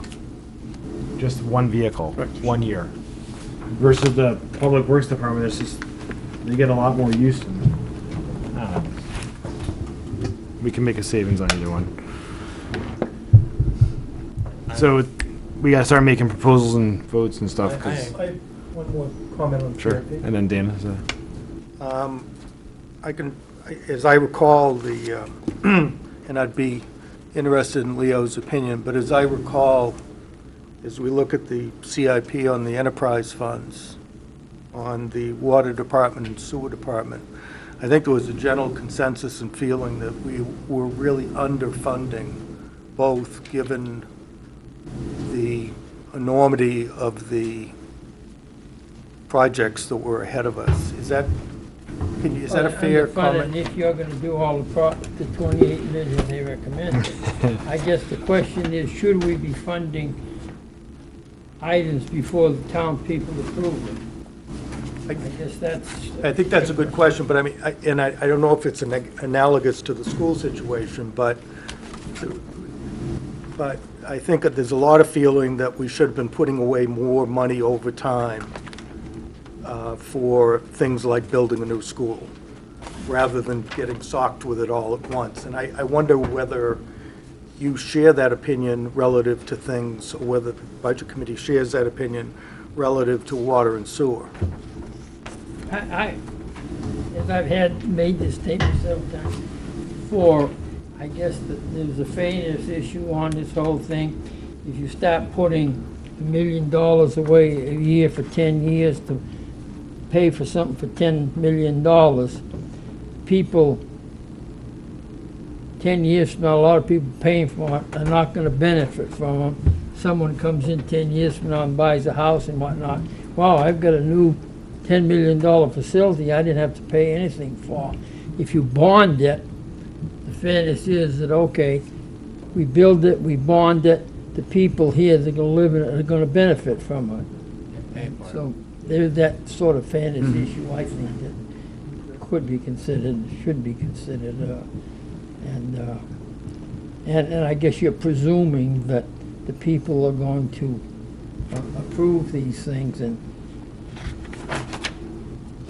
I mean, basically, when you bond issue, from then on in your budget, you have bond payments each year. Of course, you pay interest on it too, so you got that. Yeah, a lot of interest on it. So there's a balance.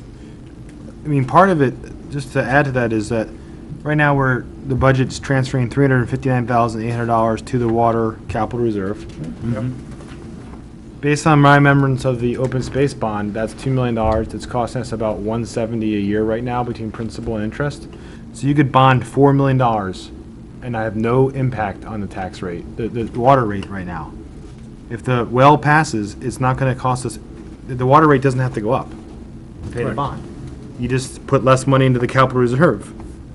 And so if I was on the town council, or if I was a water commissioner and we had a water commission, I would be advocating for planning for those things that you need to build, building up the money that's being transferred to the capital reserve to cover the bond payment, so that when you go to pass it, people are already paying the cost of it because you've planned for it. It's not a surprise.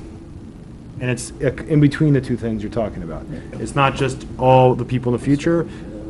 So I don't know. And they've been doing it on the water side, at least it looks like it. But you basically look at the water side, your 40% of your water budget is really going to carrying future forward. projects. I mean, your water budget operating cost is $550, $600. You have a $900,000 budget, so really you're putting, when you compare to the sewer side, I mean, what you're raising is your operating expense, and you've got not put nothing away basically, unless people really want to raise their water rates like crazy, I mean sewer rates like crazy, in order to, if you have a $800,000 operating budget to run the system, and you want to put $400,000 a year to pay ahead of it, that's one option. It's just, the reason we have this issue with the water department is when we had a water plant and everything, we had much greater costs. And when we shut the water plant down and everything, our operating costs dropped like crazy. But we did not drop our water rates. So we ended up keeping our water rates high, and we were putting $250,000, $300,000 a year into our fund balance. And that's why we're going to find out, hopefully someday, I've been trying for 2 years, but someday we're going to get this water fund balance. And it's going to be in the $2 million range. In terms of property tax impact, this has no impact. Right. Just so everybody understands. It's a wash on the budget, basically. Thank you. All right, so CIP. Before, I don't want to change this another topic. So, does that mean that the consensus is to support this, or do we want to vote on it? The changes. Vote on it. I sound like there's some concerns, so I want to make sure that people have a chance to make motions to address them or to further argue or discuss. Well, just to say, we talked about our recommendation, the council can sort of move money around. Not- They desire, but not for this. Not this one, This this is one. set, right? what No matter what happens in the rest of the spending of the town, these levels have to go to the specific funds. But can they change our recommendation? No. Not on the CIP side? No. Okay, that's what I thought. And the deliberative session can't either. What? The deliberative session can't zero out a specific line item. They can change capital reserve amounts. It's not what we've been told all along. Come on. You always said it was bottom. Deliberative session can. Yes, they can. Okay. Put these capital reserve I'll have amounts to to zero. remind If they myself. want to raise them or lower them. I'll have to remind myself because No it's always way. been a 10% rule. No. Yeah, I thought I heard about the 10% rule. So, The 10% rule governs the entire amount that Right. the budget can be raised. So if it falls within that, they can raise that, or they can, as Leo said, they can lower it to zero. well, I'll refresh myself. Hmm? I'll refresh myself. I'm not the moderator of that session anyway, so it doesn't matter. I'm sure of it. So, do we want to make a motion on the collective changes at this point? I'll make So that they're motion. cemented? I had one On more. CIP.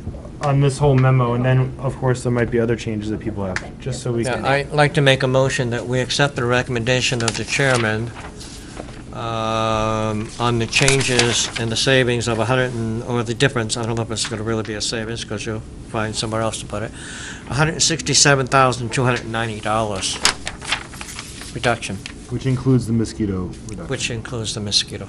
Correct. Second. Any discussion on that motion? Everybody clear about what we're doing?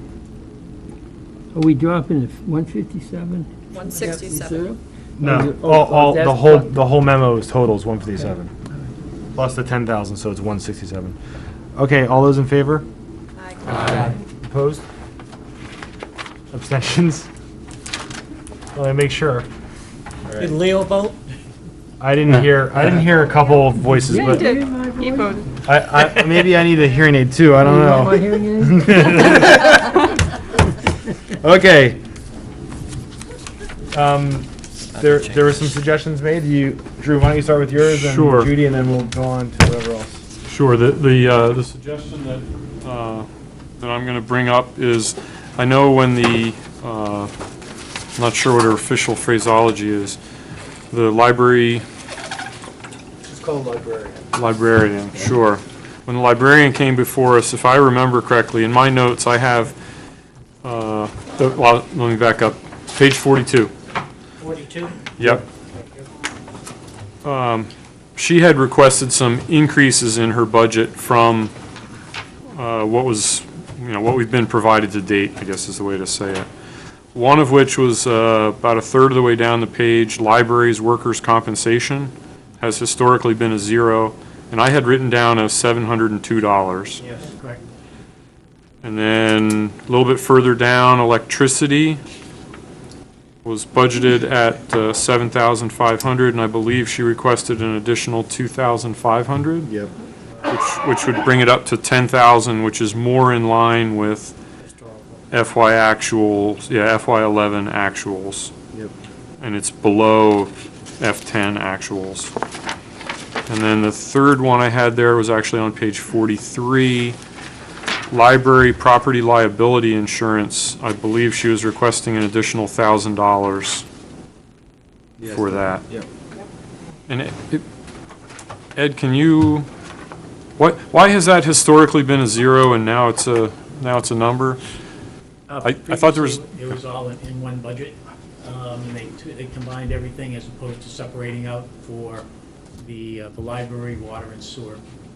So it began back in, actually, last year.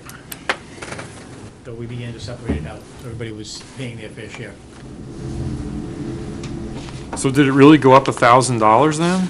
Or do we have the wrong number from last year? It Do may you know what I have mean? the You know wrong what I- number from last year. There was, I remember in both water and sewer, there was wrong numbers there also, as what their cost share was. Okay. Thank you. Yeah, sure. Is the library, the building itself, owned by the town? And if It so, was given to, I believe it was given to the town of Newmarket. yeah, okay. And then the library was set up in a grant process from the Right, town to Newmarket maintain it and keep Manufacturing it going. Company. So with the $1,000, I'm assuming that's for, it says liability. Why would the building not be covered by the town's liability, or is this, It is. it is covered by the town, but this is their portion of share. the increase for this year, Yes. which is $1,000? It's their share of the cost of the overall property liability. Okay. I'm curious, so for these numbers that we're adjusting, does that mean that somewhere else in the budget, someone else has, like, for example, has that $1,000 in their budget and shouldn't? No, it means that, well, basically what they did is they took all of the properties, they separated out the water, the sewer, and the library, because they're separate entities, two enterprise funds, and the library is a grant that we provide. And they said, here's, based upon the value of their property versus how much the cost is, it'll cost, property liability-wise, $4,588. Same thing with the water and sewer, they took the whole thing, so we had them separate it all out, so we could see what the individual costs were for each building, and insurance and everything. But it's their share of the cost. Right, I right. think I see what you're Yeah, asking. but so if, all right, just to use round numbers, so if the whole cost was $30,000 and each group was given $10,000 in their budget, but now she needs to add an additional $5,000, but the total bill was still Somebody else 30, so didn't some? reduced. Yeah. Yes. So did that reduction happen somewhere Yes. else? Okay, Yes. perfect, thank Sorry. you. Ed, where is the line item for the town for liability? It would be in,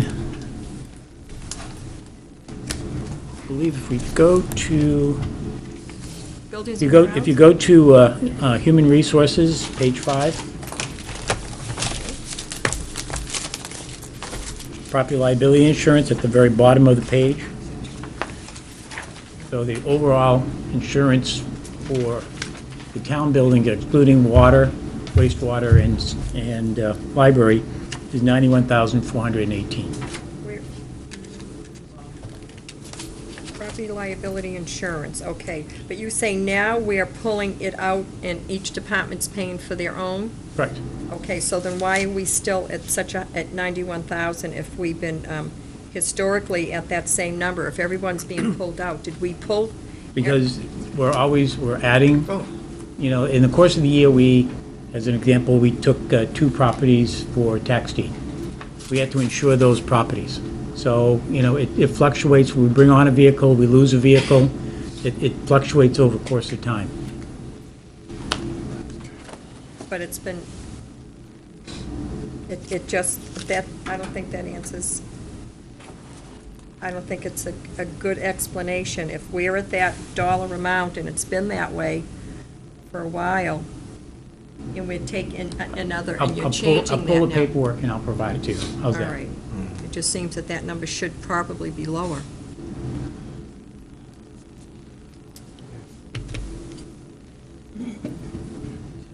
Okay, so are Drew's changes to the library acceptable to the committee, or do you want to keep it as? To add back in the total dollar amount. 4,202.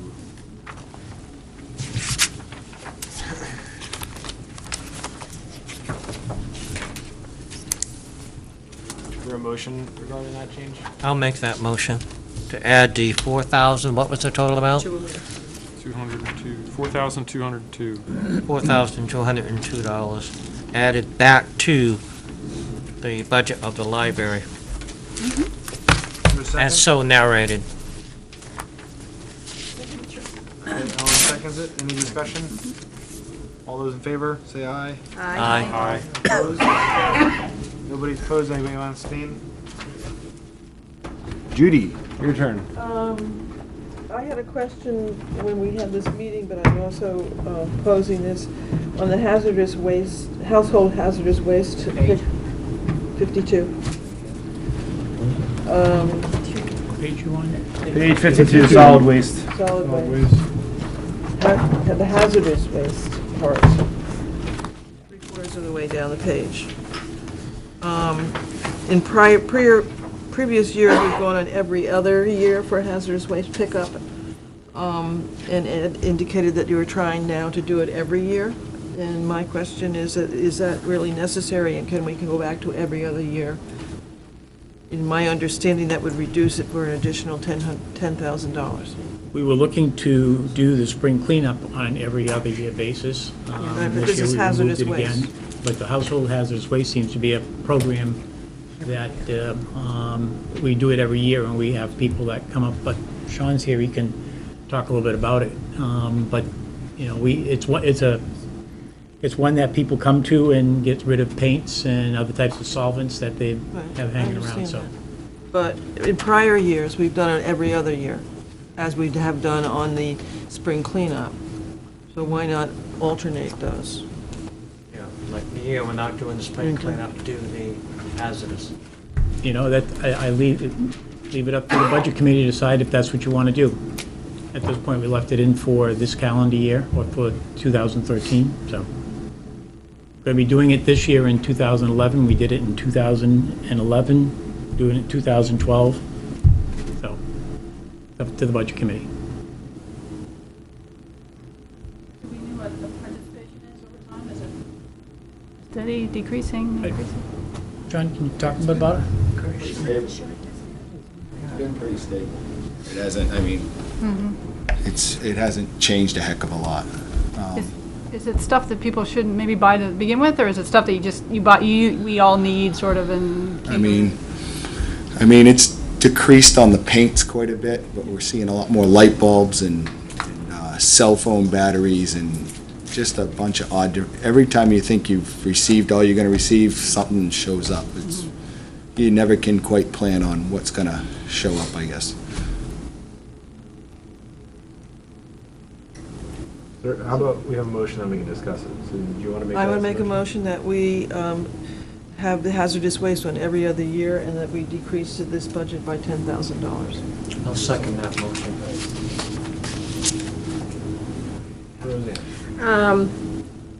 I'm all in favor of lowering the budget, you all know that, but hazardous waste, I feel, is something that we should do every year. I don't want to see things in someone's garage or barn and, well, you know, it's been here sitting for a year, you know, you got old gasoline that you got to take out and stuff. And I think if we don't have a place for it in town every year, I'm concerned for the environment and what's going to happen with it. They're going to end up dumping it here, there, and everywhere to get rid of it.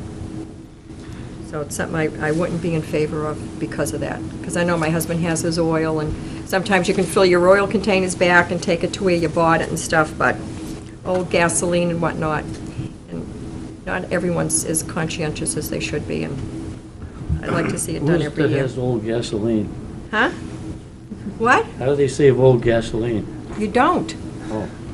I think the more common things are like, you bought a pesticide and you used half of it, and now you're done with Yeah. it. What do you do with it? Or, You know, it gets degreasers and stuff like that. thrown in the trash, and it's in the landfill, and it's... Okay, so we have a motion. Anybody else want to talk to it? Yeah, so I just wanted to add to what Sean was saying, as far as the batteries and the light bulbs, there are outlets. Home Depot, I think Staples has a place where you put old batteries and stuff like that, so that's part of the reason why I was thinking every other year. I agree with Roseanne. I don't think, if we as a society are going to allow people to buy these things, we have to give them the way to dispose of them properly. We don't do it for all this stuff. That's not accurate, whoever said that. You can't properly dispose of a lot of the items you buy, like pesticides. Pesticides, for example. And that's the type of stuff that you go, they have the guys in the chemical suits wearing respirators going through all the things that you bring if you've gone to mine. So I think people should pay for the trash they produce. Yeah. That's why I think getting rid of spring cleanup is fine. If you demolish your kitchen, you should pay for it to be disposed of. It shouldn't be a freebie. Well, if you buy Because you did it at the right time of hazardous year. waste, you should. But unfortunately, our society doesn't provide you with a way to do it. That's why we have these programs that are funded through some of the planning commissions, et cetera, as well. So maybe we could, in the future, do it jointly with other communities. Exeter does theirs, and I think it's more than just the town of Exeter. Could we ask that question? Is there a way to do it jointly with another town? Would people participate, or is it the same cost if we do it When I in the first town. came here, we used to do it with Durham. And for some reason, we moved away. I think it was more convenience for the townspeople is what it was, rather than driving all the way over to Durham.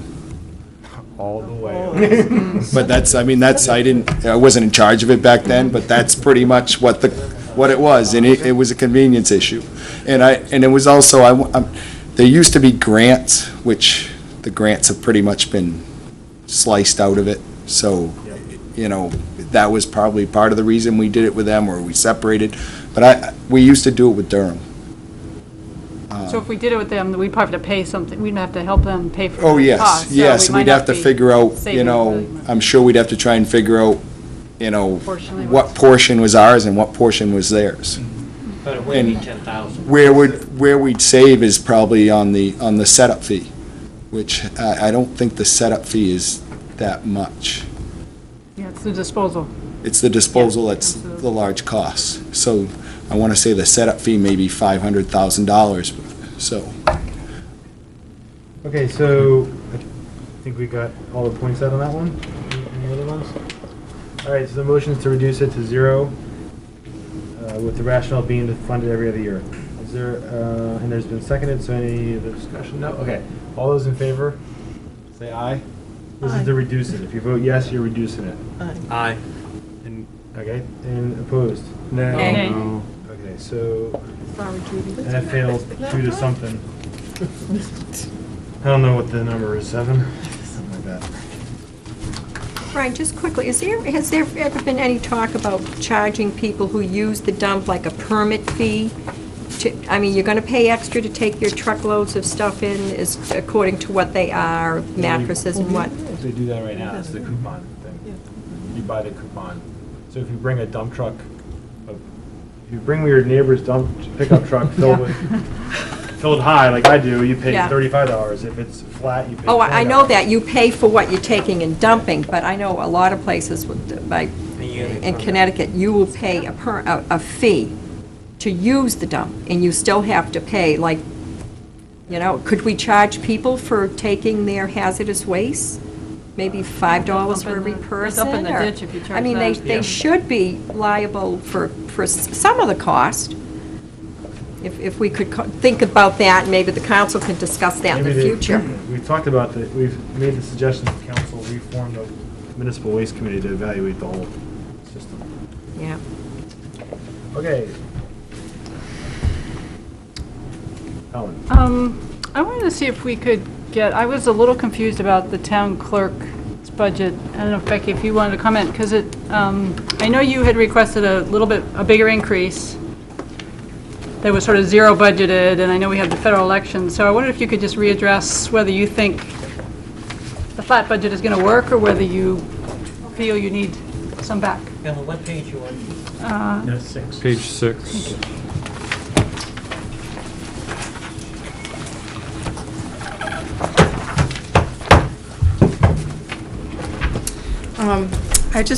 I have a memo here, but I believe it was only maybe provided to the town council. Looks like maybe Al's got that. That it broke it down into 3 scenarios. We got that. Do you have that? Okay, so you want me to run through it again? Well, I guess it's really just the bottom line of... See, basically, we have 4 elections next year. My budget really fluctuates on an election cycle. And this budget cycle coming up, we have 4 elections. So it costs, all of the election costs come under my budget. The supervisors of the checklist, the moderator, the ballots, the ballot machine, the food for the election workers, the cost that we pay, the wages that we pay for the inspector of the elections, the ballot clerks. And that's really, that's why, pretty 100% why I have an increase. I think there's a little bit of an increase in postage because of the increased number of liens, certified mailing costs, and there is going to be a small increase in postal rates. So there was an increase in postage, but other than that, my budget, Right, but a flat budget hold on. is, So what you have, a flat budget is what we have. A flat budget, it's not, it's an increase over last year. By $100. No, it's more Yes, than, the it's budget like that the council 4,000. gave us The was a council flat budget. recommended a flat budget, but you asked for. Oh, I didn't know they took, what did they take out? It looks like you had told us last time, I think this is what Ellen's getting at, there was a 60-hour cut. 60 hours of time has been cut from part-time salaries. Right, Unless the person accepts less pay. right, right. Probably. Well, they're probably someone's gonna work the extra time, we know that. The so. the reduction Right, was basically, it was a removal of the 2% increase. Right, I think But there is an actual decrease in the part-time position, Yeah, it's which more I than think was an error. I thought it was an error, and Ed and I haven't actually had a chance to, That's what I'd heard. to take that apart and really look at it. But I don't think that the town administrator meant to cut that person's hours. Correct. So can anybody say what that amount is then? That if we want to put that back? We'll look at it tomorrow, and I'll get all these changes and get them out to all of you, but we'll specifically look at that. So it might be like part-time. $2,000 more back in or something? It may be. Looks like Okay. 4. Somewhere between Somewhere between 2 and 4. If we So how do kept we address that? if we kept the fiscal year 2012 adopted budget line, which we did for full-time salaries, Yeah. basically, then it would be a $4,008 increase. See, my original budget request Which would be where? was $4,131 increase, and that included keeping my part-time person, no extra hours, but no decrease in hours, and adding the 2 elections. And no 2%, it was a flat. No 2%. Right, No so that was, 2%. right. Yeah. So what's the bottom line increase you're looking for that you might want to add? Well, it looks like it's up to $4,000 or $4,131 if we want to be precise, Yeah. but I don't know if we need to. So basically, if we added $4,000, you would have the same staffing level you have now with no salary increases. And would that cover your election cost? Yes, that would cover my election costs. I'd like to make a motion, we put 4,000 back into the town clerk budget. I'll second that. Okay, does everybody understand what the motion is? It's basically increasing the part-time salary line item. Well, not really increasing, just putting it back.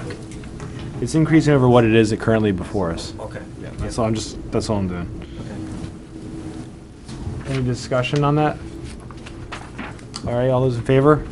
Aye. Opposed? All right, thank you, Ellen. Thank you, Becky. Linda, I'll just give everybody a chance. Would you like to make any changes on any part of the budget or propose any changes? How about you, Mr. Zink? I've been going through it twice. Okay, Mr. Fitzgibbon?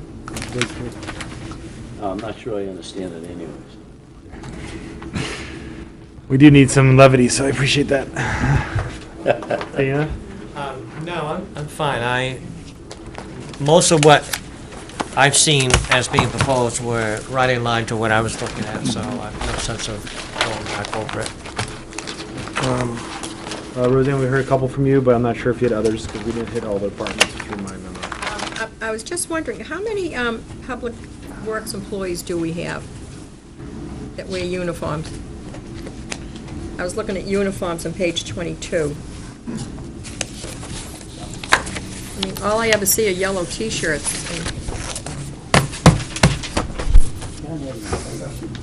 7? We have 7 employees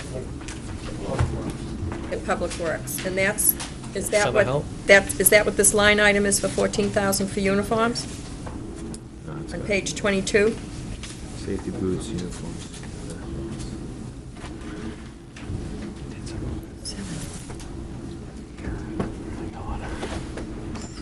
It's not just,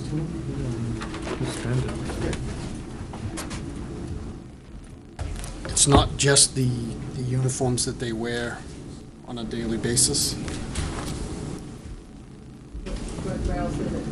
It's the vest, gloves, safety equipment. Safety boots, uniforms, safety vest, gloves. I think it's around $8,700 for the uniforms themselves.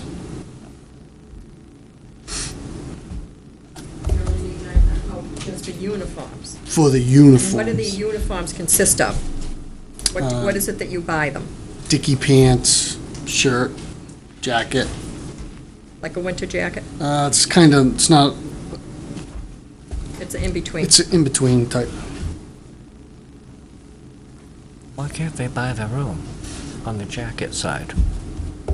Well, even if they- I mean, I can see getting safety vest and gloves. That just seems high for 7 employees. Yeah. I don't know if anyone else feels that way as well.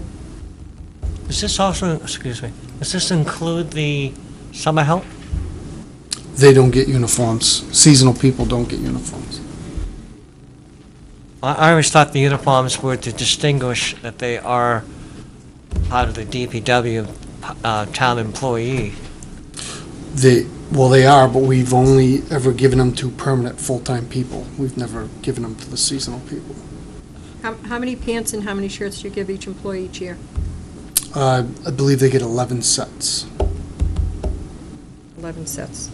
And Dickies are, what, $25 a pair, and the T-shirts are maybe 10, so it's, I honestly it don't. just seems extremely high That's $1,000 a month. for Dickies and T-shirts. I mean, the safety vest and gloves and stuff like that, you've got to provide that, but that, my husband used to have to buy his own, but I mean, even if we provided those, that just seems exorbitantly high. And, It's like $140 a month for each employee. that's around $2,000 a year for each employee, so That's a lot of money. just wondering if how anyone else feels on the board, if they feel that that's a number that could be lowered or should be lowered in regards to what's actually being bought.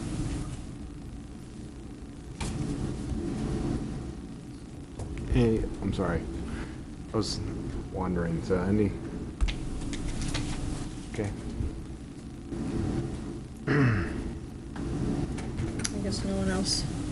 Is it common practice for most towns to provide uniforms like that? They public works departments do. I was just wondering. I can see some cut there. Make a cut. Okay, so Roseanne, do you have anything else? I'm just trying to give everybody a chance to make any proposed changes. Judy? I don't have a change, but I just would like the town council to look at the longevity pay, because that is in the personnel policies, and only the councils can change that. But I think longevity is another question. We're looking at that in terms of the school also. So that's something that they should, I would recommend that they look at, along with some of the things. Leo says no. So,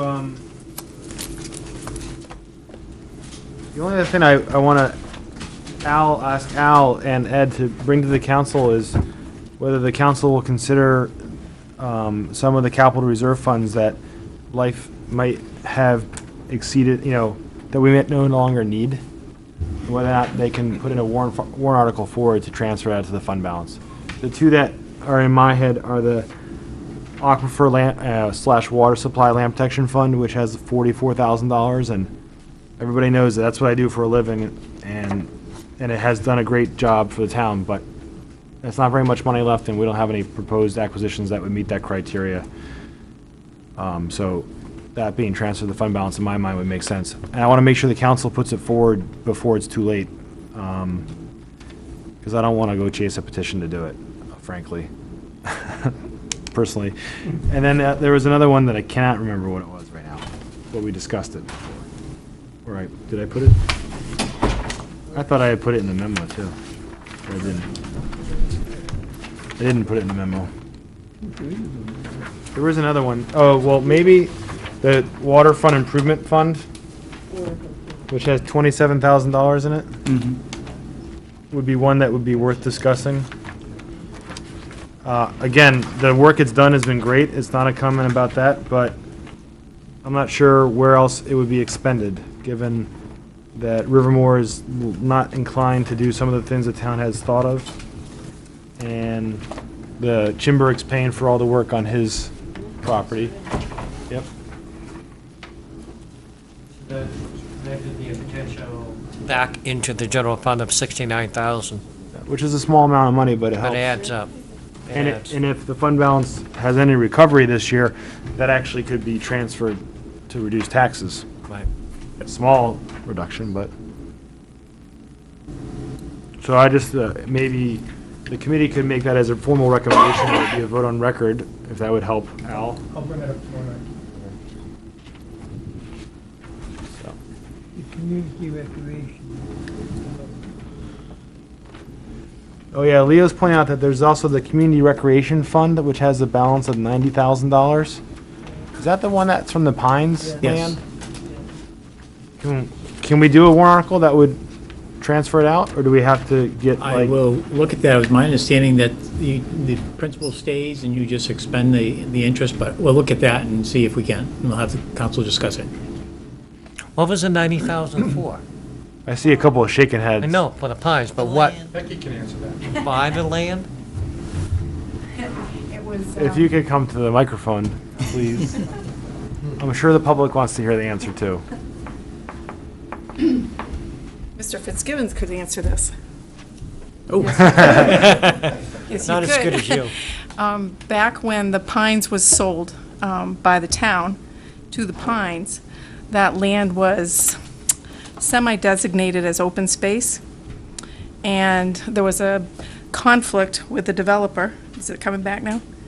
I don't know if it would be called a conflict, but I don't remember. And the people who, in the association up there, because it was actually part of the Durrell Woods Association, and it was envisioned that it would go to the school or be open space. And so a compromise was reached between the town and the developer that $75,000, the proceeds from the sale of that property, went into a capital reserve account for the town, the interest of which could be used as a grant, matching grant, to any recreational programs within the town to build other fields and things like along that line. So I don't believe that that's something that could, I think that was a condition of the property transfer. Now that you've said that, I think I remember. You remember that? That's a pretty onerous condition, given that you're Well, talking but about $4,000 a year. Said it all. I mean, how can you, that's not gonna build anything. It's like a It slide. could be a trust, and if it is, then you can't Right. you can't do away with You'd it. have So to that's get- what we'd have to look You'd have at, to get probate court to overturn it, probably, Right, yeah. which which we have used they some of might the funds do over that, given the last how few years. little it's been But used. we'll look at that. Okay, Good idea, Brian. well, it was Leo's idea. Good idea, Leo. He can't hear you. That money has been used. Actually, what happened was an NYAA put the money toward the scoreboard, said that they were going to actually do the scoreboard for us. So we took and did fencing for the soccer, so the soccer balls wouldn't go into the property, the Wyatt property that was on the other side. So all that was actually done with the poles and the fencing themselves, and that was used, that's what that money was used for. But it cannot be, it can't be matched by any town funds. It has to be matched by an outside source and no tax money at all. So if we give it to the NYAA, and then they match, I mean, that's kind of what's happening, but whatever. I mean, I know the NYAA has more funds than just ours, but it is kind of funny, because, So some of that money's been used already? yeah. Yes. I would sure hope the interest would be higher than just $16,000 Just over the interest. almost 20 years. Just the interest. The money can't be touched, just The 90,000 was never touched. So you're getting very little interest a year, Right. especially Oh, yeah, right now. Yeah. What is it, Brian, 100,000, what's the savings on the tax roll per dollar savings when we cut within the budget? $745,000. $740,000 is about $1, 745. So that chart that's on the wall, well, it was up there, we could actually put in the number that we expect would be raised from property taxes, and you will see the tax rate. If you want to do that, we can try to do that right now. Just take a second. I just think this is helpful, so folks understand what the projection is. And it's only a projection. Hopefully I do this correctly, right? You did.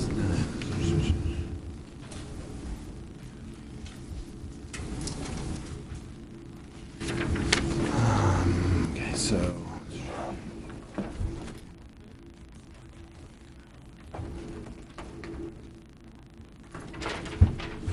So assuming that the, we took out 167,000 290, we added in, what was that first?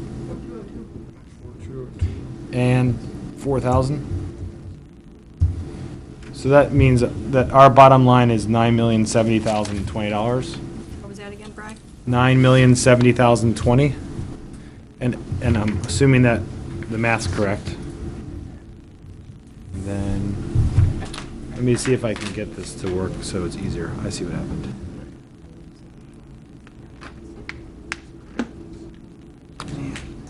Hold on a second. This is a version that's 2010, so.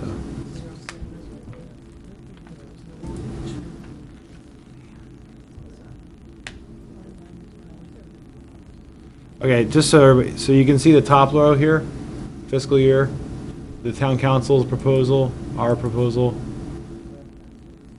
These are all warrant articles over here that were passed in the past, and they're all additions to the operating budget. And our operating budget number is, whoa, sorry, is this number. Minus 167.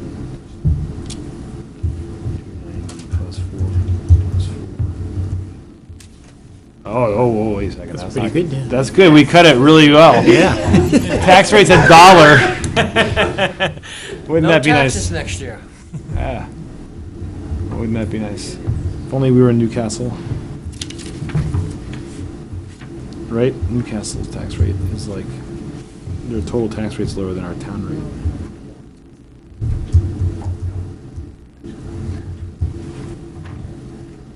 That's the same number as below, right? 9070020. Okay. Yeah.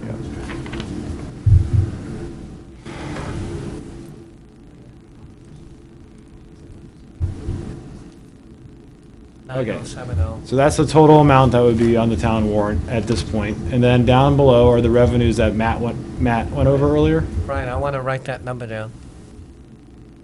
It shows up again down here. Oh, it does? Okay. So these are just all the revenues. These are the estimates from the town interim finance director. He did tell us they're going to be tweaking, so they're not exactly these numbers. Don't call them on to task next fall if they're slightly different.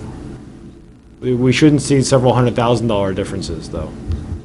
And then the next part, so that's how much money has to be raised by taxes, $4,219,000. Oh, wait a second, that's not right. Hold on a second. That's correct, sorry. Correct. And then the state used to give shared revenues. Right there, you see $58,000. They no longer do that. So that's zero. And then we have to set aside money when called overlay, which is for property tax abatements. Is that correct? Correct. And Matt suggested $100,000. As you might recall, we provide a $500 credit, I believe, for veterans. Mm-hmm. And that costs us $179,200. So the total amount that the town would be raising is, in property taxes, estimated at $5,129,367. And that tax rate would be 688, which is 25 cents lower than the current tax rate. Well, 15 cents? 15 cents, sorry. My math was wrong in my head.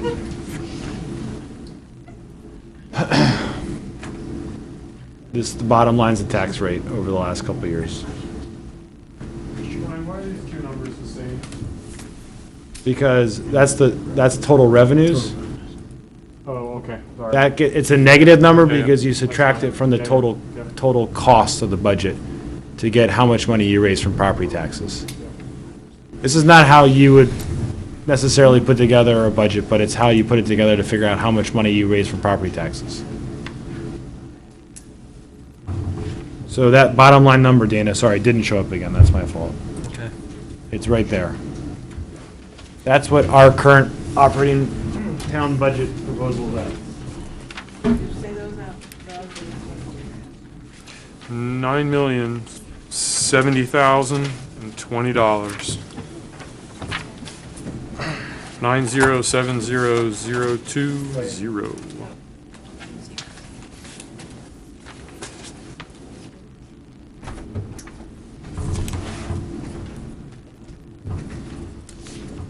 Okay, so, Did it go from 710 to 688? Is that what the, yeah, I'm not sure why the math, Yeah. no, 710 is the town council's, what their level was. I'm sorry. And the difference is in, yeah. Okay. Even though their expenses went down from the previous year, it went up, I think, because the revenues are being slightly down Yeah. from what was I'm sorry. expected last year. Yeah. So it is the 9, okay, 9 million.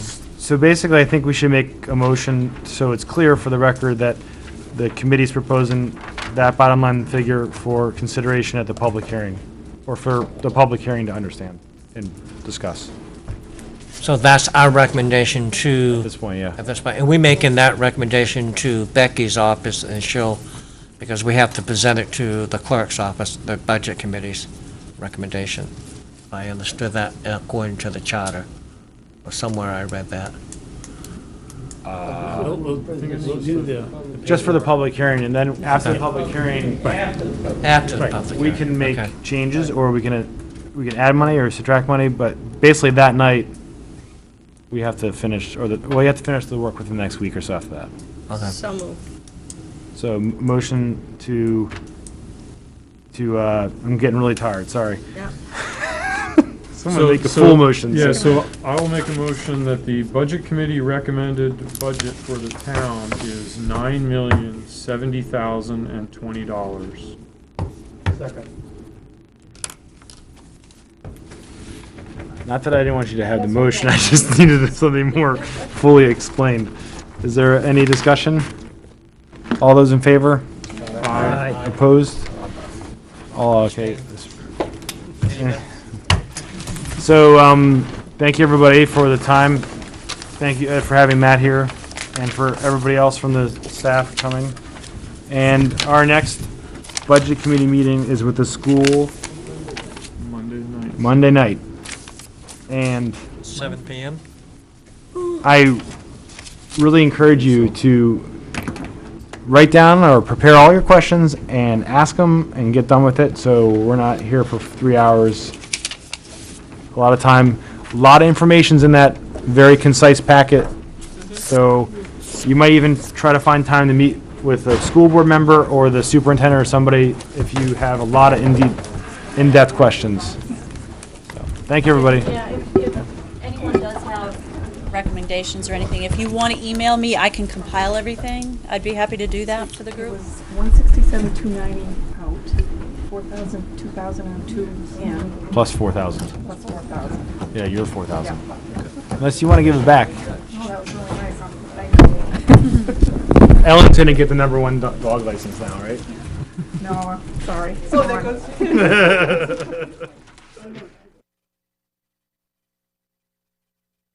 Is the TV on? No. Becky's on.